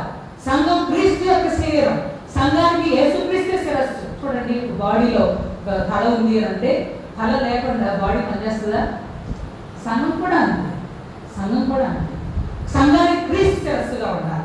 పాదుడు అయినా, విశ్వాసి అయినా, ఎట్లాంటి పెద్ద వ్యక్తి అయినా, అధికారి అయినా ఎవరి మాట వినాలా? దేవుడి మాట వినాలి. కాపరి మాట కాదు, సంఘ పెద్దల మాట కాదు. మనమంతా నడవాల్సింది క్రీస్తు మార్గంలో నడవాలి. క్రీస్తు జ్ఞానాన్ని బట్టి మనం క్రీస్తులో మారడానికి ప్రయాసపడాలి. కానీ పాదులు ఎలా జీవిస్తున్నారు, సంఘ పెద్దలు ఏ విధంగా జీవిస్తున్నారు అదే విధంగా కాదు. ఈ రోజుల్లో సంఘంలో క్షేమం లేదు. అమ్మో సంఘం గొప్పది, సంఘం మంచిది అని సమాజం అంతా సంఘం వైపు చూస్తూ ఉంది. ఎందుకంటే సమాజంలో సంఘం ఒక భాగం కాబట్టి సమాజం అంతా సంఘం వైపు చూస్తూ ఉంది. సంఘం మాకు ఏం చేస్తూ ఉంది, ఏ మార్గం చూపిస్తూ ఉంది సంఘం అంటే, సంఘం మాత్రం అంతర్గత కలహాలతోనూ, అంతర్గత కక్షలతోనూ, ఆధిపత్యాలతోనూ సంఘం నలిగిపోతూ ఉంది అంతర్గతంగా. కాబట్టి సంఘంలో మాదిరి ఉందా? మాదిరి లేదు. మన తలను మనం నరికేసుకునేటువంటి పరిస్థితిలోకి చాలా మంది వెళ్ళిపోతా ఉన్నారు. మన శిరస్సు ఉన్నటువంటి క్రీస్తును అవమానించేటువంటి స్థితికి మనం ఎదగకూడదు. మన తల ఏ విధంగా ఉందో, తల ఏ విధంగా చెప్తుందో, మన శరీరం కూడా అదే విధంగా ప్రతిస్పందిస్తుంది. ఏ విధంగా సంఘానికి శిరస్సుగా క్రీస్తు ఉన్నాడో, క్రీస్తు చెప్పిన ప్రకారమే ఈ లోకంలో అందరూ నడవాలి. ప్రతి వ్యక్తి నడవాలి. సంఘానికి ఉన్నటువంటి తలమానికి అదే, సంఘానికి ఉన్నటువంటి విధి అదే. అందుకని కింద వచనాలు మీరు చూడండి, 13వ వచనం, పరిశుద్ధులు సంపూర్ణులవునట్టు క్రీస్తు శరీరము క్షేమాభివృద్ధి చెందుటకును పరిచర్య ధర్మము. పరిచర్య అంటే డైకోనోస్ అనేటువంటి గ్రీక్ మాటకు అర్థం వంగి పరిచర్య చేయవాడు. అర్థం ఏంటి? వంగి పరిచయవాడు. చూడండి, ఆటల్లో పనిచేసేటప్పుడు కొంతమంది అడ్డపట్ట వేసుకుంటారు. నేను నిలువుగా వేసుకున్నాను, చాలా మందికి అడ్డపట్ట వేసుకుంటారు. వాళ్ళ ఆ మాటకి, ఆ తీరుకు అర్థం ఏంటి అంటే, ఆ సింబల్కి అర్థం ఏంటి అంటే ఆటల్లో వంగి పరిచర్య చేయాలి. పరిచర్య ధర్మం. ఇది ప్రతి ఒక్క విశ్వాస యొక్క బాధ్యత. కేవలం నాయకత్వం వహించడానికి సంఘం కాదు. నీ స్టేటస్ ని, సమాజంలో ఉన్నటువంటి స్టేటస్ ని చూపించుకోవడానికి సంఘం కాదు. నేను అందరికంటే ఎక్కువ హైట్ ఇస్తున్నానని చెప్పుకోవడానికి సంఘం కాదు. నేను అందరికంటే ఎక్కువ స్థితిలో ఉన్నానని చూపించుకోవడానికి సంఘం కాదు. వంగి పరిచర్య చేయడానికి సంఘం, బెంచీ తోడడానికి సంఘం, సంఘంలో ఎవరైతే అవసరంలో ఉన్నారో వాళ్ళని సరిచేయడానికి, వారికి సహాయం చేయడానికి సంఘం. ప్రియమైన వాళ్ళ పరిచర్య ధర్మంలో ఉన్నటువంటి ప్రాముఖ్య ఉద్దేశం ఏంటి అంటే వంగి పరిచర్య చేయడం. నేను ఈ సంఘానికి కర్తని అని చెప్పేసి ధీటుగా నిలబడటానికి కాదు. ప్రతి ఒక్కరూ వంగి పరిచర్య చేసేటువంటి స్థితికి ఎదగాలి. ఎవడైనా గొప్పవాడైన గౌరవనీయులా వాడు మొదటిగా పరిచారకుడు. దేవుడే నేను హెచ్చిస్తాడు. కింద వచనాలు మీరు చూడండి, అక్కడ రాయబడినటువంటి లక్షణాలు మీరు జ్ఞాపకం చేసుకుంటే, పరిచర్య జరుగుటకును కొంతమందిని ఆయన ఏం చేశాడు? అపోస్తలులు గాను, ప్రవక్తలు గాను, సువార్థికులు గాను, కాపరులు గాను, ఉపదేశకులు గాను నియమించారు. వీరి పనులు ఏంటో చూడండి. మొదటిగా అపోస్తలులు జ్ఞాపకం చేసుకోవచ్చు. అపోస్తలుల ద్వారా సంఘం యొక్క పునాది వేయబడింది. అపోస్తలులు అనేటువంటి వారు సంఘం పునాది వేస్తారు. వాక్య బీజాన్ని నాటుతారు, స్వార్థ బీజాన్ని నాటుతారు. ప్రవక్తలు ఏం చేస్తారు? ప్రవక్తల పని ఏంటి అంటే భవిష్యత్తులో జరగబోయే విషయాలు మాత్రం చెప్పడం మాత్రమే ప్రవక్తల పని అనడానికి లేదు. ప్రవక్త అని ఎవరిని అన్నారు అంటే కేవలం దర్శనాలు చూసి ప్రవచనం చెప్పేవారు ప్రవక్తలు. ఇప్పుడు వాళ్ళకి హవా ఎక్కువైపోయింది ఈ రోజున. ఎవరైతే భవిష్యత్తులో విషయాలు, జరగబోయే విషయాలు ఎవరైతే చెప్తారో వాళ్ళకి గిరాకీ ఎక్కువైపోయింది సేవకులకి. అని కాదండి, అది కేవలం సంఘంలో ఒక పాటు మాత్రమే. సంఘం యొక్క మర్మం వేరు. ప్రవక్తలు ఏం చేయాలి అంటే వాక్యం ద్వారా హెచ్చరికలు చేయాలి. దేవుడు ఎలా చెప్తున్నాడు, మీరు ఎలా చేస్తున్నారు, ఇది కరెక్ట్ కాదు అని హెచ్చరించేవాడు. ఇర్మియా చేసింది అదే, యెషయా చేసింది అదే. భవిష్యత్తు గురించిన ప్రవచనాలు చెప్పినప్పటికీ అప్పట్లో ఉన్నటువంటి ప్రజలందరినీ హెచ్చరించారు. వాక్యం ద్వారా హెచ్చరించినటువంటి అనుభవం ప్రవక్తలకు ఉండాలి. సువార్తికులు ఏం చేయాలి అంటే సువార్త బోధించాలి. ఇంకా వేరే పని కాదు. ఆడు సువార్త బోధించాలి. యేసుక్రీస్తు రక్షకుడు, ఆయన నీ కోసం నా కోసం మరణించాడు కాబట్టి ఆయన నమ్ముకోండి అని సువార్త ప్రకటన చేయటం సువార్తకుల యొక్క పని. మరి కాపురుల పని, కాపురులని ఎవరంటారు? కాపురులని పాస్టర్స్ అంటారు. మేము కాపర్లు, నేను కాపర్లు, ఇక్కడ పెద్దయ్య గారు కాపర్. నాకంటూ ఒక సంఘం ఉంటుంది. ఆ సంఘంలో కొన్ని గొర్రెలు ఉంటాయి. అవి పక్కకి అటు ఇటు నడుస్తుంటే కాపర్ ఏం చేస్తాడు? దుడ్డు కరగట వేస్తాడు, కాళ్ళు ఏం చేస్తాడు? వేస్తాడు. అది అట్ ద సేమ్ టైం బయట పైన ఎక్కడ వచ్చి చిటారుకొమ్మన ఉంటుంది, ఒక మూలిక, ఒక ఆహారం ఉంటుంది చిటారుకొమ్మన. దాన్ని ఏం చేస్తాడంటే కుంకుమ పెట్టి కింద ఉంచుతాడు, వంచి తినిపిస్తాడు. సంఘంలో విశ్వాసులు ఉంటారు, రక్షణ పొందిన వారు ఉంటారు కాబట్టి వారు చదివిపోకుండా చక్కగా విశ్వాసంలో నడపడానికి కాపురి ఉంటారు. కాపురి యొక్క బాధ్యత అది. మరి ఉపదేశం చేసేవారు కౌన్సిలర్స్ ఉంటారు. కొంతమంది వాక్యాన్ని బట్టి అమ్మా ఇట్లా ఉండకూడదు, నీకు ఏదైనా సమస్య వచ్చిందంటే ఆ కౌన్సిలర్ దగ్గరికి వెళ్ళాలి. ఉపదేశం చేసేవారు ఉంటారు. ఇవి ఎవరైనా చేయొచ్చు. కాపురి బాధ్యత నా మీద అంటే కౌన్సిలింగ్ చేసేటువంటి బాధ్యత, స్వార్థికులు పనిచేసేటువంటి బాధ్యత మనకందరికీ. దేవుడు కొంతమందికి ప్రవచనాలు ఇస్తాడు, దాన్ని జాగ్రత్తగా వాడుకోవాలి. సంఘాన్ని అభివృద్ధి పరచడానికి వాడాలి. క్రీస్తు శరీరం క్షేమాభివృద్ధి పొందుతారు. సంఘం క్షేమం కోసం ఈ తలాంతులు, ఈ ఉపదేశాలు, ఈ యొక్క లక్షణాలు వాడాలి. కానీ సంఘాన్ని విడదీసి వేరొక సంఘాన్ని పెట్టి సంఘాన్ని భ్రష్టు పట్టేటువంటి స్థితికి దిగజార్చకూడదు సంఘాన్ని. ఎందుకంటే సంఘాన్ని శిరస్సు క్రీస్తే ఈ సంఘం ప్రేమతో నడవాల్సినటువంటి అవసరత ఉంది అని మనం జ్ఞాపకం చేసుకోవాలి. 3వ పాఠాన్ని మనం చూద్దాం. సువార్త పాఠాన్ని చూస్తే అక్కడ మన పరిశుద్ధులైనటువంటి మత్తయి సువార్త 7వ అధ్యాయం. సంఘ పరిచర్య కొరకు మనం ఆయత్తపరచుకోవాలి. చాలా మంది మన సంఘం పోషిస్తూ ఉంది. వేదాంత విద్యలో చాలా మందికి స్పాన్సర్ చేస్తూ ఉంది మన సంఘం. ప్రతి సంవత్సరం వేదాంత విద్యకు ఎంతో అంత కానుకలు ఇస్తూ ఉన్నారు. మీ పరిచర్యలో మీకున్న దాన్ని పరిచర్య కొరకు దానం చేస్తూ ఉన్నారు. అది కూడా ఒక భాగమే, పరిచర్యలో ఒక భాగం. దైవజనులను ఆయత్తపరిచేటువంటి క్రమంలో సంఘం కాపరుల పక్షంగా నిలబడాలి, సువార్థికుల పక్షంగా నిలబడాలి.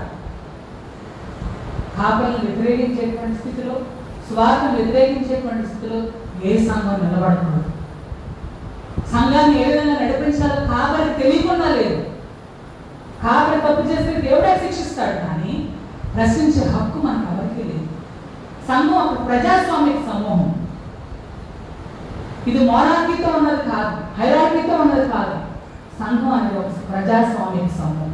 డెమోక్రసీ ఇక్కడ ఉంది. ప్రతి ఒక్క వ్యక్తి యొక్క డెసిషన్కి, ప్రతి ఒక్క వ్యక్తి యొక్క సలహాకి అంత మంచి పాటే ఉంది, అంత ఆహ్వానమే ఉంది. కానీ తృణీకరణ ఎవరికి లేదు, ఎవరిని తృణీకరించడానికి లేదు.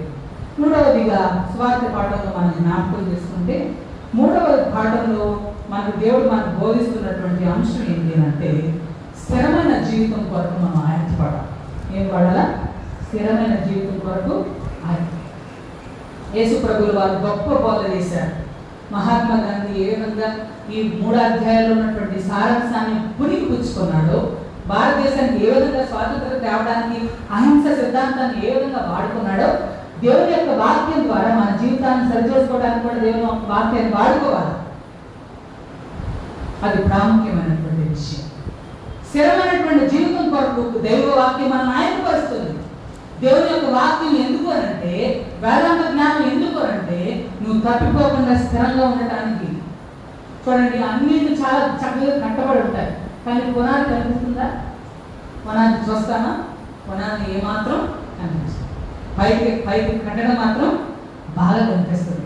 కానీ వరద వచ్చినప్పుడు, గాలి వచ్చినప్పుడు, గాలి ఇస్తే ఆ ఇంటి మీద కొట్టినప్పుడు, మంచి తుఫాను వచ్చినప్పుడు దాని ఫలితనం కనిపిస్తుంది. ఆ పునాది గట్టిదా కాదా, అది గట్టి పునాది మీద కట్టబడిందా లేదా, దాని ఫలితనం ఆ సమయంలో తెలుస్తుంది. పరీక్షింపబడినప్పుడే దాని యొక్క పునాది యొక్క సామర్థ్యం తెలుస్తుంది. విశ్వాసం కూడా అంతే. నీకు శోధనలు వచ్చినప్పుడు, నీకు కష్టాలు వచ్చినప్పుడు, ఇరుకులు ఇబ్బందులు నీ జీవితంలోకి ఎంటర్ అయినప్పుడు, అప్పుడు నీ పునాది గట్టిగా ఉందా లేదా, అప్పుడు నువ్వు పరీక్షింపబడినప్పుడు అప్పుడు బయటికి కనిపిస్తుంది. నీ పునాది గట్టిగా ఉందా లేదా? క్రైస్తవ జీవితంలో పునాది ఏంటి అని అంటే దేవుని యొక్క వాక్యమే. ఫ్యామిలీ ప్రైస్ లో మంచి పునాది మన బిడ్డలకు వేసినప్పుడు భవిష్యత్తులో వారు ఏమాత్రం తప్పుకోరు. వాళ్ళు నడవలసిన కోవన వారికి పెద్దవాడైనప్పుడు దాని నుండి కలిగిపో. ఆ తొలగిపోయే అనుభవం నుంచి తప్పించుకోవాలి అంటే వాక్యంలో స్థిరమైన వారిగా కట్టాలి మన బిడ్డల్ని. మనల్ని మనం కట్టుకోవాలి. ప్రియమైన దేవుని బిడ్డలారా, స్థిరమైనటువంటి పునాది, స్థిరమైనటువంటి జీవితం కొరకు మనం ఆయత్తపడాలి. క్రైస్తవ వేద గ్రంథం, క్రైస్తవ వాక్యం, దేవుని యొక్క వాక్యం మనందరినీ ఆయత్తపడుతుంది. ఏంటంటే స్థిరంగా నిలబడు. గాలి వచ్చను, వరద వచ్చను, గాలి విసిరి ఆ ఇంటి మీద కొట్టాను, అది బండ మీద కట్టబడింది కనుక స్థిరంగా నిలబడింది. ఆ స్థిరమైనటువంటి జీవితాలు మనకు ఉన్నాయా? చాలా మంది మన సంఘాల్లో స్థిరమైన జీవితాలు ఉంటాం. కాసేపు ఒక పని చేస్తే కాసేపు వేరే పని చేస్తారు. కాసేపు ఒక మాట అంటే వేరొక మాట అంటారు. స్థిరమైనటువంటి జీవితాలు ఉండవు. చాలా మంది పైకి చాలా చక్కగా కనిపిస్తారు. వాక్యం తెలిసినట్లుగా, ఆత్మీయంగా జీవిస్తున్నట్లుగా, మంచి స్థితిలో ఆత్మీయంగా ఎదుగుతున్నట్లుగా, మంచి ప్రార్థనాపరులుగా కనిపిస్తారు. కానీ శోధన వచ్చినప్పుడే వారి జీవితాలు అసలు రంగు బయటపడతాయి. అసలు జీవితాలు బయటపడతాయి. నువ్వు స్థిరంగా ఉన్నావా లేదా? నువ్వు స్థిరంగా లేకపోతే శోధన వచ్చినప్పుడు, కష్టం వచ్చినప్పుడు నువ్వు కుదిరిపోతావు. నువ్వు నిలబడలేవు. ఇసుక మీద ఏ విధంగా కట్టబడ్డావో ఆ విధంగా కదిలిపోతావు. నీ జీవితం సరిగ్గా నిలబడదు. నీవు స్థిరంగా ఉండాలి అని అంటే వాక్యం చేత నీ ఇంటిని కట్టుకోవాలి. వాక్యం చేత నీ జీవితాన్ని కట్టుకోవాలి. ఎవరైతే వాక్యం చేత జీవితాన్ని కట్టుకుంటారో, ఏ కుటుంబంలో వాక్యం చేత బిడ్డలు కడతారో, నిలబడతారో, వారి కుటుంబాలు, వారి జీవితాలు చాలా స్థిరంగా ఉంటాయి. కాబట్టి నా మాటలు విని, గొప్ప ప్రసంగం, ఒక ప్రాముఖ్యమైనటువంటి గంభీరమైనటువంటి ప్రసంగం చేసిన తర్వాత కాబట్టి నా మాటలు విని అంటాడు. అంటే దేవుని యొక్క వాక్యాన్ని విని ఎవరైతే బండ మీద ఇల్లు కట్టుకుంటారో వారు స్థిరంగా నిలబడతారు. ఆ స్థిరమైన జీవితం కొరకు మనం ఆయత్తపరచుకోవాలి. దేవుని యొక్క వాక్యం మనల్ని ఆయత్తపరుస్తా ఉంది, ఎక్విప్ చేస్తా ఉంది, ఎంకరేజ్ చేస్తా ఉంది. దేవుని యొక్క వాక్యానుసారంగా మనం నడుస్తున్నామా లేదా? మనం సరి చేసుకొని మనం నడవలసినటువంటి అవసరం ఉంది. ఈ నా మాటలు విని దేవుని ఒక మాటలు వింటా ఉన్నాం. దేవుని యొక్క వాక్యానుసారంగా మనం నడుస్తున్నాము. ఎవరైతే దేవుని యొక్క వాక్యానుసారంగా నడుస్తారో వారి జీవితాలు స్థిరంగా ఉంటాయి. మొదటి పాఠంలో మనం నేర్చుకున్నది ఏంటి అంటే మన కుటుంబం వేదాంత జ్ఞానానికి ప్రారంభిస్తాను. మొదటిగా మన కుటుంబాన్ని ఆయత్తపరచుకోవాలి. రెండవదిగా సంఘంలో ఉన్నటువంటి తలంపులు గల వారిని సేవ కొరకు ఆయత్తపరచాలి. మూడవదిగా స్థిరమైన జీవితం కొరకు నువ్వు ఆయత్తపరచాలి. ఈ 3 లక్షణాలు ఎవరి జీవితాల్లో ఉంటాయో, ఏ కుటుంబంలో ఏ సంఘంలో ఉంటుందో ఆ సంఘం చాలా చక్కటి స్థితిలో ఉంటుంది. మనం ఏ స్థితిలో ప్రార్థన చేద్దాం. దేవా, నీ ఘనమైన నామానికి వందనాలు. నీ బిడ్డలుగా మమ్మల్ని బలపరిచిన విధానం కొరకే నీకు వందనాలు. వేదాంత జ్ఞానం మాకు స్థిరమైనటువంటి పునాది ఏర్పరుస్తుంది అన్న సత్యాన్ని మేము తెలుసుకునే బిడ్డలంగా, వాక్యం చేత మా కుటుంబాలను కట్టుకోనే రీతిగా, వాక్యం చేత వాక్య పరిచర్య కొరకు, సంఘ క్షేమాభివృద్ధి కొరకు, సంఘం పాటుపడేటువంటి విధంగా మా సంఘాన్ని ఆయత్తపరచండి. మా నాయకులను ఆయత్తపరచండి. మా కుటుంబాలను, మా బిడ్డలను ఆయత్తపరచమని ప్రార్థిస్తున్నాను. వేదాంత విద్యను అభ్యసిస్తున్నటువంటి ప్రతి ఒక్క బిడ్డను మీరు జ్ఞాపకం చేసుకోండి. మంచి విశ్వాసంతో, రక్షణ అనుభవంతో ప్రతి ఒక్క బిడ్డ నీ యొక్క సేవలు జరిగించే రీతిగా ప్రభువా వారిని ఆయత్తపరిచి మా సంఘాన్ని బలపరిచి క్రీస్తు పట్ల వెళుతున్నాము.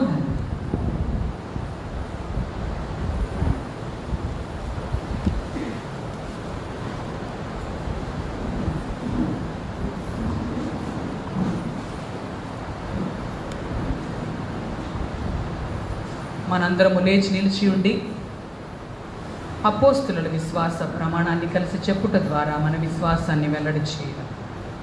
పరలోక భూలోకముల సృష్టికర్త యొక్క సర్వశక్తి గల తండ్రి అయిన దేవుణ్ణి నమ్ముచున్నాను. ఆయన ద్వితీయ కుమారుడును మన ప్రభువునైన యేసుక్రీస్తును నమ్ముచున్నాను. ఈయన పరిశుద్ధాత్మ వలన కన్యకు మరియ గర్భమును ధరింపబడి ఆమె పుట్టెను. పిలాతు కాలమందు బాధపడి సిలువ వేయబడి చనిపోయి పాతి పెట్టబడి అదృశ్యలోకము దిగులు. 3వ దినమున చనిపోయిన వారి నుండి తిరిగి లేచి పరలోకముకి సర్వశక్తి గల తండ్రి అయిన దేవుని కుడి చేతి వైపున కూర్చుని సజీవులకును బుద్ధులకును తిరిగి తీర్చుట పట్టునుండి ఆయన వచ్చి పరిశుద్ధాత్మను నమ్ముచున్నాను. పరిశుద్ధ సార్వత్రిక సంఘం, పరిశుద్ధుల సహవాసం, పాప క్షమాపణ, శరీర పునరుద్ధానం, నిత్య జీవనం దర్శించు. దయచేసి కూర్చున్నాను.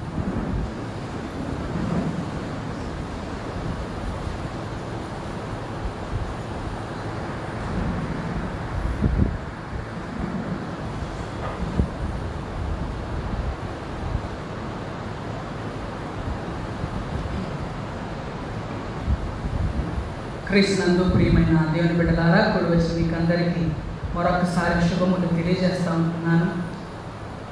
మన చుట్టూ ఉన్నటువంటి పరిస్థితులు ఏమాత్రం బాగోలేదు.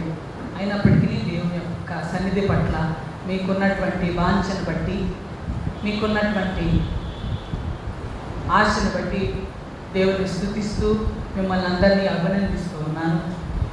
కరోనా మహమ్మారి ప్రపంచం అంతా తిరుగుతోంది. భారతదేశంలో ప్రాముఖ్యంగా మన రాష్ట్రంలో, మన తెలుగు రాష్ట్ర ఉభయ రాష్ట్రాలు రెండింటిలో బాగా విస్తరిస్తూ ఉంది. కరోనా పేషెంట్స్ కొరకు, శానిటేషన్ సిబ్బంది కొరకు మనం ఎల్లప్పుడూ ప్రార్థించవలసినటువంటి అవసరం మనకున్నది. దాని కొరకు మనం ప్రార్థించాలి ఎల్లప్పుడూ. ప్రతి మీ ఫ్యామిలీ ప్రేయర్స్లో ప్రతిరోజు కరోనా పేషెంట్స్ కొరకు, డాక్టర్స్ కొరకు, నర్స్ కొరకు, స్టాఫ్ కొరకు మీరు ఎల్లప్పుడూ ప్రార్థన చేయవలసిందిగా నేను మనవి చేస్తూ ఉంటున్నాను. అదేవిధంగా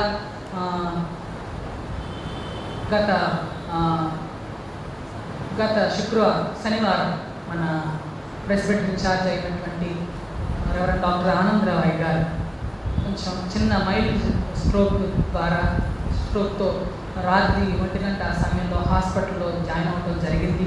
దేవుని కృపను బట్టి ఆయన ఆరోగ్యంగా ఇంటికి డిశ్చార్జ్ అయ్యి వచ్చారు. ఈ వారం రోజులు హాస్పిటల్లోనే అయ్యగారు ఉండటం జరిగింది. ఒక చిన్న స్టంట్ని అయ్యగారికి వేయడం జరిగింది. దయచేసి జ్ఞాపకం చేసుకున్నారు మీరు ప్రార్థనలో. అందుని బట్టి అయ్యగారి కుటుంబ పక్షంగా మీకు అందరికీ శుభాభివందనాలు, కృతజ్ఞతలు తెలియజేస్తూ ఉంటున్నాను. ఇంకనూ కూడా అయ్యగారి ఆరోగ్యం కొరకు, వారి కుటుంబం కొరకు మీ ప్రార్థనలో, వ్యక్తిగత ప్రార్థనలో జ్ఞాపకం చేసుకోవాలని మీకు మనవి చేస్తూ ఉంటున్నాను.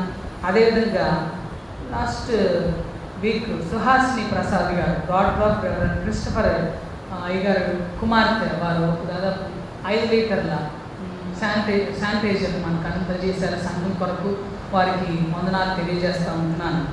అయ్యగారి కోసం, ఈ కుటుంబాల కోసం ప్రార్థన చేయండి. నేను బర్త్డే లిస్ట్ చదువుతున్నాను, ఒకసారి విని వారి కొరకు మీరు కూడా ప్రార్థనలు ఏకీభవించవలసిందిగా మనం చేస్తూ ఉన్నాను. 12th July Y Mahalakshmi, CH Lalitha Kumari. 12th July Akhila Das. 14th July Sundar Rao garu. 15th July K Kanakaraju garu. 16th July Nicey Thomas, K Sahasra Glory, P Vijith Kumar, T Deekshitha garu. అదేవిధంగా 18th July ఆశర్ గారు. వీరి కొరకు మనం ప్రార్థనలో జ్ఞాపకం చేసుకున్నాం. పుట్టినరోజు జరుపుకునే వారి కోసం మనం ప్రార్థన చేద్దాం. మీరు దేవాలయానికి వచ్చేటప్పుడు ఖచ్చితంగా మీ మాస్క్ని ధరించి మీరు మీ సీట్లలో కూర్చోవలసిందిగా మనవి చేస్తూ ఉన్నాను. ఎందుకని అంటే సంఘానికి ఎవరైనా ఇంతవరకు లేదు, ఎవరైనా మన సంఘంలో కరోనా వచ్చిన వారు ఉన్నారనంటే మనకందరికీ ఇబ్బంది. కాబట్టి తప్పనిసరిగా మీరు మాస్కులు ధరించి సంఘానికి రావాల్సిందిగా, మీ సీట్లలో కూర్చోవలసిందిగా, సామాజిక డిస్టెన్స్ని మీరు పాటిస్తూ కూర్చోవలసిందిగా మనం చేస్తూ ఉంటున్నాను. వచ్చే వారం అంతా కూడా మీరు ఎవరెవరి గృహాల్లో ఫ్యామిలీ ప్రేయర్ చేస్తూ ఉన్నారో వారికి అందరికీ నేను ఒక ఛాలెంజ్ ఇస్తూ ఉన్నాను. ఏంటంటే మీ ఫ్యామిలీ ప్రేయర్ జరిపించుకున్న తర్వాత ఒక ఫోటో తీసి మన ఫ్యామిలీ గ్రూప్లో పోస్ట్ చేయండి. ఫ్యామిలీ ప్రేయర్స్ ఎంకరేజ్ చేయడం కోసం నేను ఈ పని చేస్తూ ఉన్నాను. దయచేసి గమనించండి. మీ ఫ్యామిలీ ప్రేయర్స్లో మీరు కూర్చున్నప్పుడు ఒక సెల్ఫీ తీయండి, ఇలాగా పోస్ట్ చేయండి. అదేవిధంగా నేను తర్వాత మండే నేను ఒక సాంగ్ పిల్లల కోసం పాడి నేను పోస్ట్ చేస్తాను. అది మీ పిల్లలు నేర్చుకొని యాక్షన్స్ కూడా మీ పిల్లలే నేర్చుకొని మీ ఆర్సిఎం చర్చ్ ఫ్యామిలీ గ్రూప్లో పోస్ట్ చేయవలసిందిగా నేను మనవి చేస్తూ ఉన్నాను. ఈ సంఘాన్ని నడిపిస్తున్నటువంటి సంఘ ప్యారిష్ అండ్ కౌన్సిల్ సభ్యులకు ప్రత్యేకమైనటువంటి ధన్యవాదాలు తెలియజేస్తూ ఈ మాటలు ముగిస్తూ ఉన్నాను. బర్త్డే జరుపుకునే వారి కొరకు మనం ప్రార్థన చేద్దాం. తండ్రివైన దేవాని ఘనమైన నామానికి వందనాలు. గడిచిన వారమంతా మీరు ఎక్కడ చాటు భద్రపరిచారు. ఈ వారంలో పుట్టినరోజు పెళ్లి రోజు జరుపుకుంటున్నటువంటి బిడ్డలు మీరు జ్ఞాపకం చేసుకోండి. గడిచిన సంవత్సరం ఏ రీతిగా కాపాడారో, మా చుట్టూ ఉన్నటువంటి పరిస్థితులు బాగోకపోయినప్పటికీ మీ కృపను క్షేమాన్ని ప్రతి ఒక్క బిడ్డ వెంట ఉంచి మరొక నూతన జన్మదినాన్ని జరుపుకునే ధన్యతను మాకు దయచేశారు. నీకు వందనాలు. ఆరోగ్యాలతో సకల ఐశ్వర్యాలతో వారిని నింపి స్వస్థత కలిగినటువంటి దేహాలను వారికి ఇచ్చి మంచి స్థితిలో ఆరోగ్యవంతమైనటువంటి స్థితిలో వారు జీవించడానికి సహాయం చేయండి. వారి కుటుంబాలను వారి తల్లిదండ్రులను ఆశీర్వాదకరంగా మార్చండి. మంచి భవిష్యత్తును వారికి దయచేసి దీవించమని క్రీస్తు పేర వెళ్తున్నాము తండ్రి. దయచేసి క్షమించండి. గత వారం దేవుని సన్నిధికి వచ్చినటువంటి కానుకల వివరాలు: జనరల్ ఆఫరింగ్ 17,870 రూపాయలు, ట్యాంక్ ఆఫరింగ్ 75,000 రూపాయలు. Tank offering particulars mister and mister Jaipal Prathipati 30,500 rupees, Damathoti Samson Raju garu 2,000, mister pre ప్రసాదం గారు 1,000, గంటా దేవానంద్ గారు 1,000, గంటా అనుదీప్ గారు 1,000, nameless cover 18,000, nameless cover 14,000, nameless cover 2,500. Thank you very much.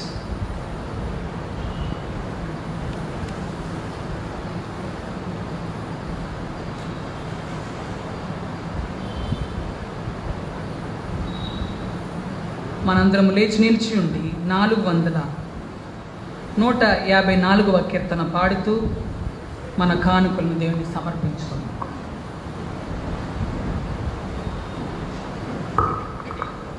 ఎవరు భాగ్యవంతులౌదు రవణిలో పల మోక్ష వివరమైన క్రీస్తు బోధ చెవులు వినువారి కన్నా ఎవరు భాగ్యవంతులౌదు రవణిలో పల కవులు లాభమరసి చేయు కపట మంత్రము విధులు దౌల భోగ నరిమి యేసు తత్వమును వారి కన్నా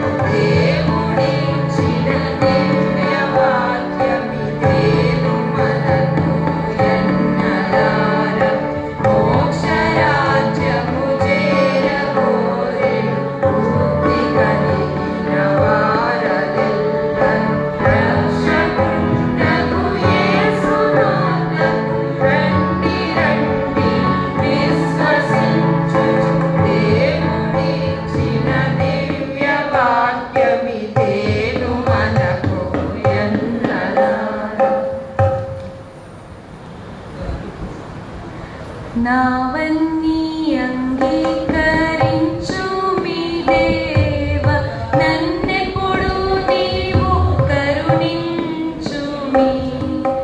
నావన్నీ కృపచేత నీ వలన నొందిన, నావన్నీ కృపచేత నీ వలన నొందిన. భావంబు నన్ను నేను బహుధైర్యముందేద,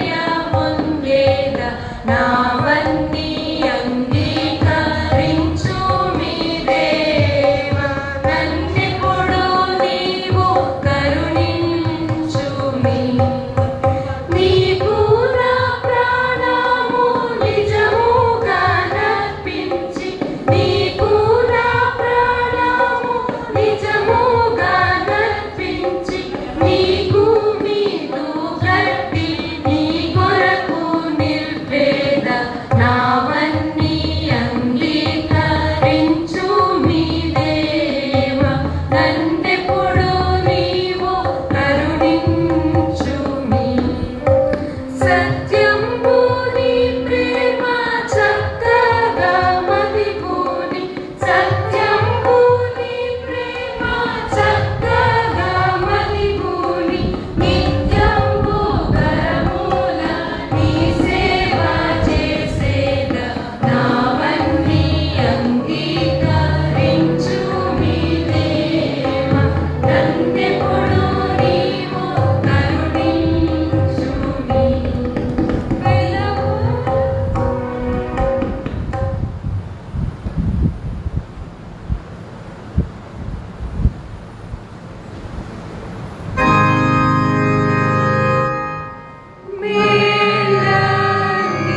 మేలనీచు దేవుని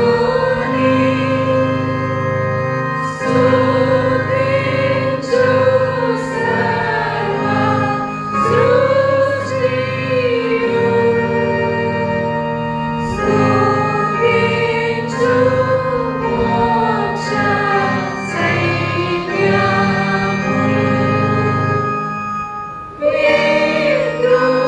పితృపుత్ర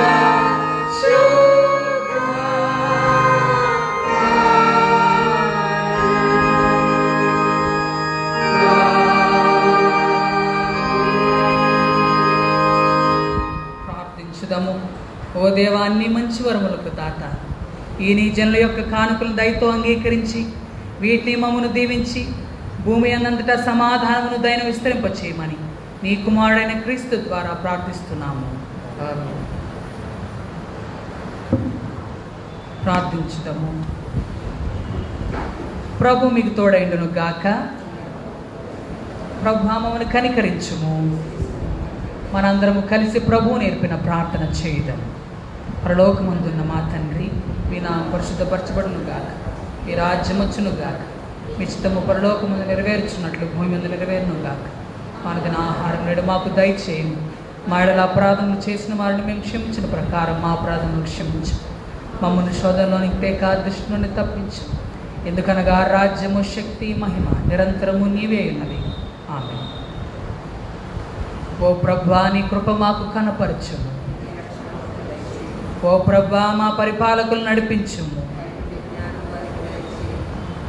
నీ సేవకులకు నీతిని ధరింపచేయుము.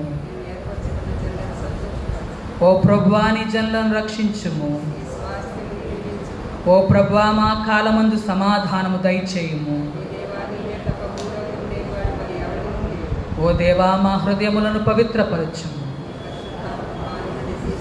ఈ దినమును కొరకైన సంగ్రహ ప్రార్థన సకల జ్ఞానము కలిగిన దేవా, నిరంతరము నీ మార్గములను బయలుపరిచి నీ మర్మములను తెలియపరిచి మీ జ్ఞానముతో నింపి మీ జనులను సిద్ధపరచుచున్నావు కదా.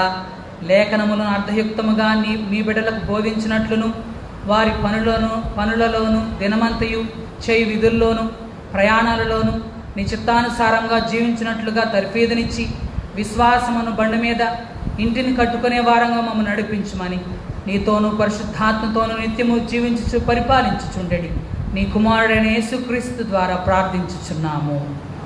సమాధానం కొరకైన సంగ్రహ ప్రార్థన సమాధాన కర్తవును ఐక్యమత్య ప్రియుడమైన ఓ దేవా, నిన్ను ఎరుగుటయే మాకు నిత్య జీవం. నేను సేవించుటయే పూర్ణ స్వాతంత్ర్యం.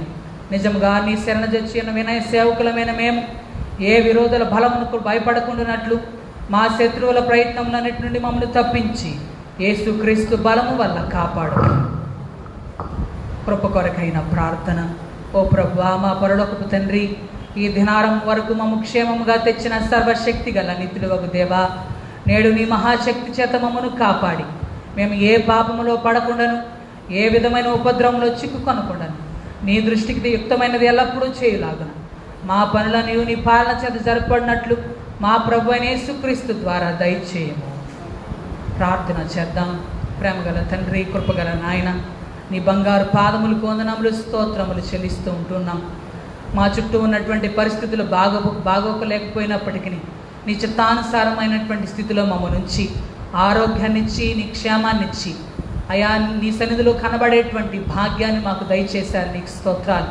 కరోనాతో బాధపడుతున్నటువంటి పేషెంట్స్ మీరు జ్ఞాపకం చేసుకోండి. మంచి ఇమ్యూనిటీ పవర్ వారిలో పెంచబడినట్లుగా సహాయం చేయండి. కావలసినటువంటి సహాయం వారు అందించగలిగినట్లుగా నీ కృప చూపించండి. డాక్టర్స్ కొరకు నీకు వందనాలు అయ్యా, నర్సు కొరకు నీకు వందనాలు ప్రభువా, శానిటేషన్ సిబ్బంది కొరకు నీకు స్తోత్రాలు. నీ క్షేమం వారి పట్ల ఉంచండి. వారి కుటుంబాలకి నీ క్షేమాన్ని కాపుదలను దయచేయండి. సంఘంగా ప్రభువా అయా, కరోనా పేషెంట్స్ కొరకు, కరోనా వైరస్ కొరకు మిమ్మల్ని అర్థిస్తున్నాం. అయా, ఈ క్షేమాన్ని మా దేశం నుంచి తొలగింపజేసిన ఆయన అయా, నీ కృపాక్షేమాలు మా కుటుంబాలపై, మా సంఘంపై, మా దేశంపై ఉంచమని ప్రార్థిస్తుంటున్నాం. నీ వాక్యం పట్ల ఆసక్తిని దయచేయండి. కుటుంబాలలో అయా ఫ్యామిలీ ప్రేయర్స్ పెట్టుకుంటూ నీ వాక్యంలో ఎదిగేటువంటి ధన్యతను మాకు దయచేయమని ప్రార్థిస్తుంటున్నాను. వృద్ధులను బట్టి నీకు వందనాలు అయా, మంచి ఆరోగ్యాన్ని, బలమును, శక్తిని వారికి దయచేయండి. యవనస్తులను బట్టి నీకు వందనాలు అయా, నిజమైనటువంటి ప్రవర్తన, మంచి ప్రవర్తనతో వారు ఎదుగునట్లుగా సహాయం చేయండి. చిన్న బిడ్డలను బట్టి నీకు స్తోత్రాలు.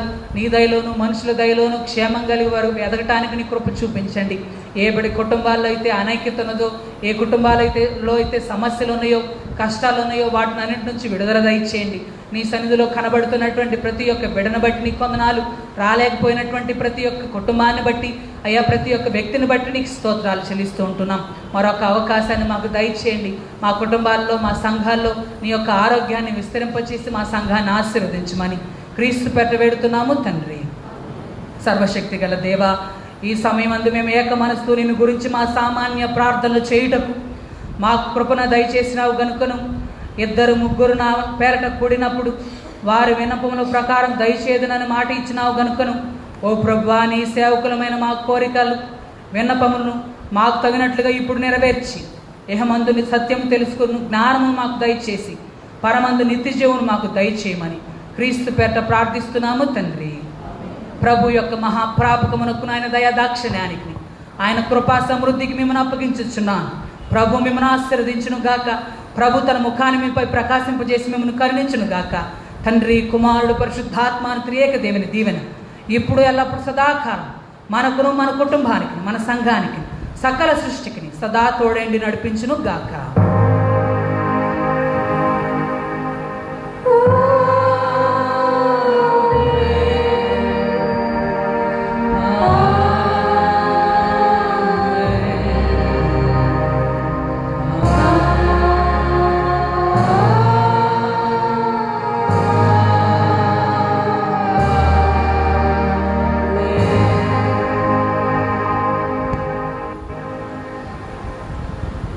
మనందరము లేచి నిలిచి ఉండి 386వ సంగీతం పాడుతూ ఉండగా ఈ ఆరాధన ముగించుకుందాం.